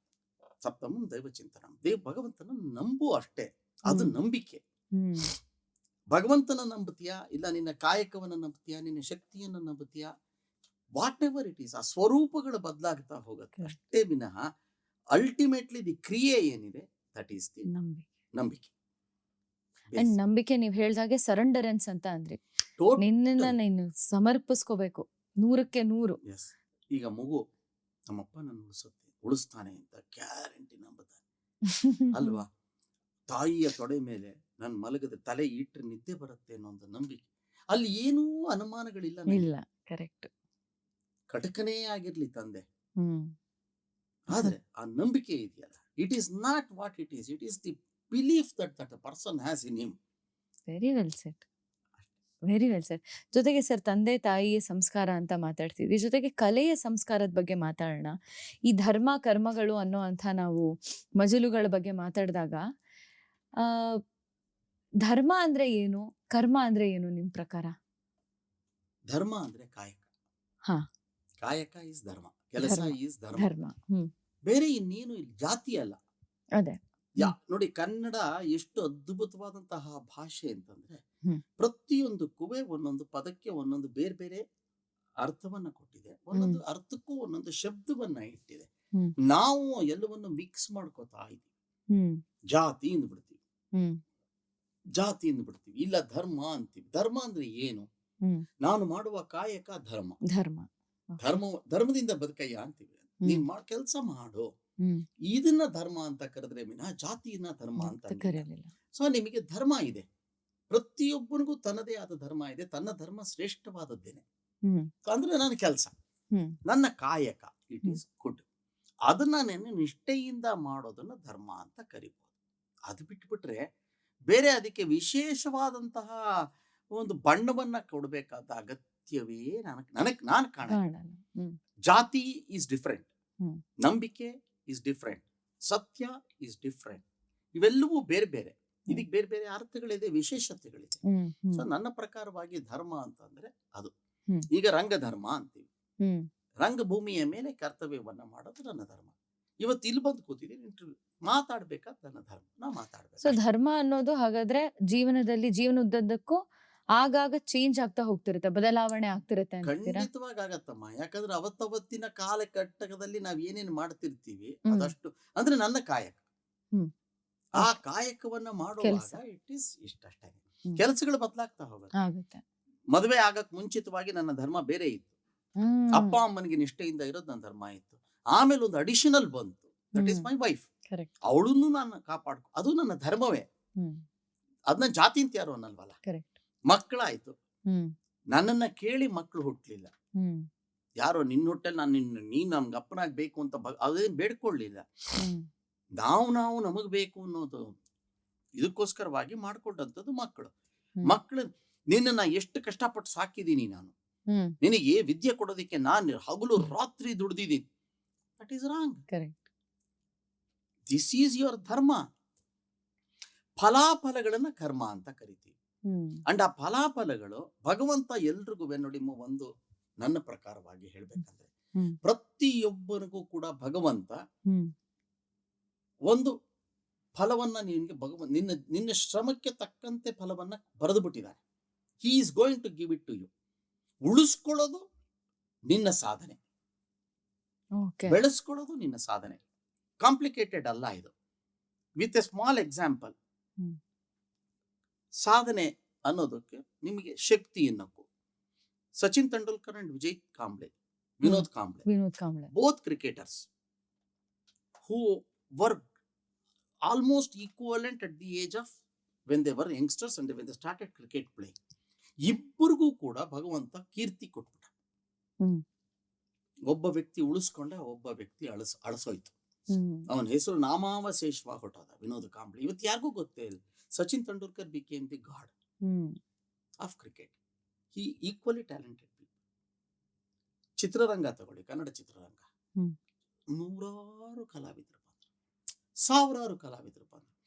ಈ ವ್ಯಕ್ತಿ ಮುಗಿತು ಗುರು, ಇನ್ನೆಲ್ಲಾರನ್ನು ಮೀರಿಸ್ಬಿಡ್ತಾನಿತ್ತ ಅಂದ್ರೆ 2 ಪಿಕ್ಚರ್ ಆಗ್ತಿದ್ದಾಗೆ ಅವ್ನು ಎಲ್ಲೋದ ಪತ್ತೆ ಇದ್ದಾಗ ಹೊಟ್ಟೋದ. ಇನ್ಯಾವುದೋ ಒಬ್ಬ ವ್ಯಕ್ತಿ ಮೀಡಿಯಾ ಕರ್ಗರು ಏನು ಅಂತ ಏನ್ ಸ್ಟಫ್ ಇಲ್ಲ ಅಂದ್ರು, ಬಟ್ ಉಳಿದು ಬಿಟ್ಟ. ದಿಸ್ ಈಸ್ ಹಿಸ್ ಪರಿಶ್ರಮ. ಭಗವಂತ ಎಲ್ರಿಗೂ ಒಂದು ಚೈತನ್ಯವನ್ನ ಕೊಡ್ತಾನೆ. ನನಗೆ 20ನೇ ವಯಸ್ಸಿನಲ್ಲಿ ಕೀರ್ತಿ ಕೊಟ್ಟ, ಇನ್ನೊಬ್ಬರು 40ಕ್ಕೆ ಕೊಡ್ತಾನೆ. ಟೈಮಿಂಗ್ಸ್ ಬೇರೆ ಆಗ್ಬೋದು. ನನಗೆ 20ಕ್ಕೆ ಕೊಟ್ಟು ನನ್ನ 40ಕ್ಕೆ ಕರ್ಕೊಂಡ್ಬಿಡ್ತಾನೆ, 40ಕ್ಕೆ ಕೊಟ್ಟು 80 ತನಕ ಉಳಿಸಿರ್ತಾನೆ. We don't know about that. ಕೊಡ್ತಾನೆ, ಬಟ್ ಅದನ್ನ ಉಳಿಸ್ಕೊಳ್ಳೋದು ಬೆಳೆಸ್ಕೊಳ್ಳೋದನ್ನ ನಿಮಗ್ ಬಿಟ್ಬಿಡ್ತಾನೆ. ಹಾಳು ಮಾಡ್ಕೋತೀಯಾ, ಅದು ನಿನ್ ಕರ್ಮ. ದಟ್ ಈಸ್ ಕರ್ಮ ಅಷ್ಟೇ. ಅಂಡ್ ಅದನ್ನ ನೀನು ಆಳೋಕ್ ಸಾಧ್ಯ ಇರೋದು ಯಾವುದನ್ನ ನಿನಗೆ ಭಗವಂತ ಕೊಡ್ತಾನೆ, ಅದನ್ನ you can't rule over it. ಅದನ್ನ ಏನು ನೀವು ತಗೊಳಕ್ ಆಗಲ್ಲ. It is given. ಉಳಿಸ್ಕೊಳ್ಳೋದು ನಿಮ್ ಕೈಯಲ್ಲಿದೆ, ನಿಮ್ಮ ಪರಿಶ್ರಮ. ಯಾಕಂದ್ರೆ ನಮ್ದೇನಾದ್ರು ಒಂದು ಕಾಂಟ್ರಿಬ್ಯೂಷನ್ ಬೇಕಲ್ಲ. That contribution is that. Very well set sir. ಒಂದ್ ಕಡೆ ಈ ಧರ್ಮ, ಕರ್ಮ, ನಂಬಿಕೆ, ಆತ್ಮವಿಶ್ವಾಸ ಅನ್ನುವಂತಹ ವಿಷಯಗಳ ಬಗ್ಗೆ ಕುರಿತು ಮಾತನಾಡಿದ್ವಿ. ಈಗೇನಂದ್ರೆ ರಂಗಭೂಮಿ ಅನ್ನುವಂಥ ವಿಷಯಕ್ಕೆ ಬರೋಣ. ರಂಗಭೂಮಿ ನಿಮಗೆ ಪರಿಚಯ ಆಗಿದ್ದು ಅನ್ನೋದಕ್ಕಿಂತ ರಂಗಭೂಮಿಯ ವಾತಾವರಣದಲ್ಲೇ ನೀವು ಬೆಳೆದದ್ದು, ಹುಟ್ಟಿದ್ದು ಅಂತ ನಾನು ಹೇಳ್ಬೋದು. ನಿಮ್ಮ ಫ್ಯಾಮಿಲಿ ಟ್ರೀ ಅಂತ ನಾವು ನೋಡ್ಕೊಂಡು ಬಂದೆ. ಕಲಾವಿದರು ಅನ್ನೋದು ಯಾವ ಜನರೇಷನ್ ಇಂದ ಹುಟ್ಟಿರೋದು ಹಾಗಿದ್ರೆ ನಿಮ್ಮ ಫ್ಯಾಮಿಲಿಯಲ್ಲಿ? ನಮ್ಮ ಗ್ರ್ಯಾಂಡ್ ಫಾದರ್, ತಂದೆ ಅಂದ್ರೆ ಗ್ರೇಟ್ ಗ್ರ್ಯಾಂಡ್ ಫಾದರ್, ಅವರು ಅನಂತರಾಮಯ್ಯನವರು ಅಂತ ಇದ್ರು. ಹಿ ವಾಸ್ ಇನ್ ಪೊಲೀಸ್ ಡಿಪಾರ್ಟ್ಮೆಂಟ್. ಅಂದ್ರೆ ಮಾಸ್ಟರ್ ಹಿರಣ್ಯ ಅವರ ತಾತ. ನಮ್ದು 4ನೇ ತಲೆಮಾರು ಅಂತ ಕರಿಬಹುದು, 4th ಜನರೇಷನ್ ಅಂತ. ನಾನು ಹಿರಣ್ಯ, ನಮ್ ತಂದೆ ಹೆಸರು ನರಸಿಂಹಮೂರ್ತಿ ಅಂತ. But he was called as master Hiranya because British time ಅಲ್ಲಿ ಇದ್ದವರು ಅವರು. ಸೊ ನಿಮ್ಗೆ ಅವಾಗ ಮಾಸ್ಟರ್ ಅಂತ ಕರೆಯೋದು ಅಥವಾ ಜೂನಿಯರ್ ಅಂತ ಕರೆಯೋದು ಇಂಗ್ಲಿಷ್ನವ್ರ ಪದ್ಧತಿ ಆಗಿತ್ತು. And my father wanted to take the cream of what my grandfather had established. My grandfather was Hiranya. The original Hiranya was my grandfather. ಅವ್ರ ಹೆಸರನ್ನ ಬಳಸ್ಕೊಂಡು ರಂಗಭೂಮಿಯಲ್ಲಿ ತಮ್ಮನ್ನ ತಾವು ಎಸ್ಟಾಬ್ಲಿಷ್ ಮಾಡ್ಕೋಬೇಕಾಗಿತ್ತು. ಆರಂಭಕ್ಕೆ ಏನಾರ ಬೇಕಲ್ಲ, ನಮ್ಮಲ್ಲಿ ಬಿಸ್ನೆಸ್ ಮಾಡ್ಬೇಕಾದ್ರೆ ಬೀಜದ ಕಾಸು ಅಂತೀವಿ, ಇನ್ವೆಸ್ಟ್ಮೆಂಟ್. ಆ ಸಣ್ಣ investment was my father grandfather's, his father's name, ನಮ್ಮಪ್ಪನಿಗೆ. ಸೊ ಮಾಸ್ಟರ್ ಹಿರಣ್ಣಯ್ಯ ಅಂತ ಅಂದ್ರು. ಅಂದ್ರೆ master Hirannayya, master Anand, master Manjunath ಆ ತರ ಕರೆಯೋ ಹಾಗೆ ನಮ್ಮ ತಂದೆ ಅವ್ರ ಅಪ್ಪನ ಹೆಸರನ್ನು ಉಪಯೋಗಿಸ್ಕೊಂಡ್ರು. ನಮ್ಮಲ್ಲೊಂದು ಪದ್ಧತಿ ಇದೆ, ಆಚಾರ ಅಂತ ಕರಿತೀವಿ. ಅದೇನಂತಂದ್ರೆ ಮಗನ ಈಗ ನನಗೆ ಹುಟ್ಟಿದ ಹಿರಿ ಮಗಳಿಗೆ ನಮ್ಮ ಅಜ್ಜಿಯ ಹೆಸರಿಡ್ತೀನಿ, ನನ್ನ ತಾಯಿಯ ಹೆಸರನ್ನ, ನಿಮ್ಮ ಹಿರಿ ಮಗಳಿಗೆ ನಿಮ್ ತಾಯಿ ತಾಯಿ ಹೆಸರು ಹೆಸರನ್ನ ಇಡ್ತೀವಿ. ಯಾಕೆಂದ್ರೆ ಆ ತಾಯಿಯ ನೆನಪಿರ್ಲಿ ಅಂತ. ನಮ್ಮ ತಾಯಿ ತಂದೆ ಇಬ್ರು ಇಲ್ಲ ಅಂತ ಆದ್ರೆ ನಮ್ಮಪ್ಪನ ಹೆಸರನ್ನ ನನ್ನ ಮಗನಿಗೆ ಇಡ್ತೀವಿ. ನಮ್ಮಪ್ಪ ಏನ್ ಮಾಡಿದ್ರು, ಹಿರಣ್ಣಯ್ಯ ಅಂತ, ಅವರಪ್ಪ ಇರ್ಲಿಲ್ಲ, ಹೊರಟೋಗಿದ್ರು ಅಷ್ಟೊತ್ತಾಗಲೇ. ಅವ್ರ ಹೆಸರನ್ನ ಹಿರಿ ಮಗನಾಗಿ ನನಗೆ ಇಟ್ರು. ನಮ್ಮ ಅಕ್ಕನಿಗೆ ಶಾರದಾಂಬ ಅಂತ ಇಟ್ರು. ದಟ್ ಈಸ್ ನಮ್ಮ ಅಜ್ಜಿ ಹೆಸರು. ಅವರ ತಂದೆ ಅನಂತರಾಮಯ್ಯ ಅಂತ ಇದ್ರು. ಅವರು ಗಮಕ ಹಾಡೋರು.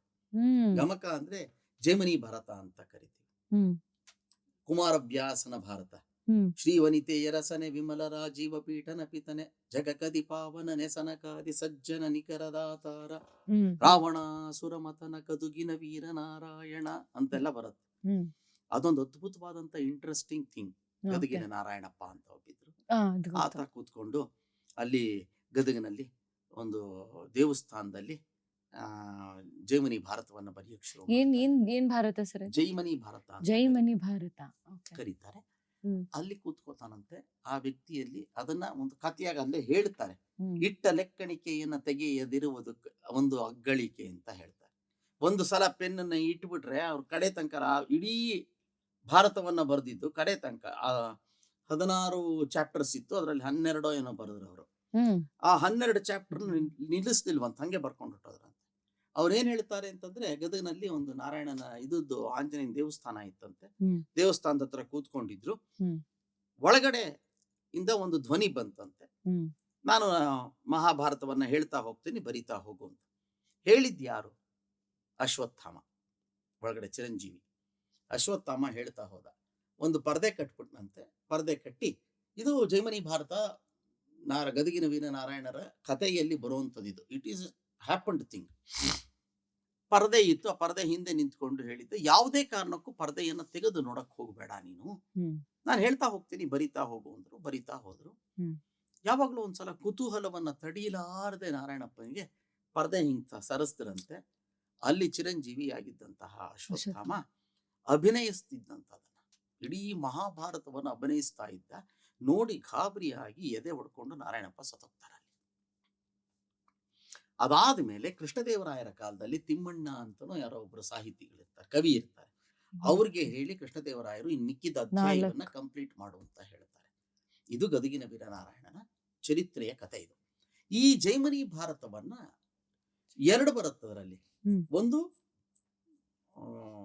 ಕಾವ್ಯ ವಾಚನ, ಇನ್ನೊಂದು ಅದನ್ನ ವ್ಯಾಖ್ಯಾನ ಹಾಡ್ತಾರೆ.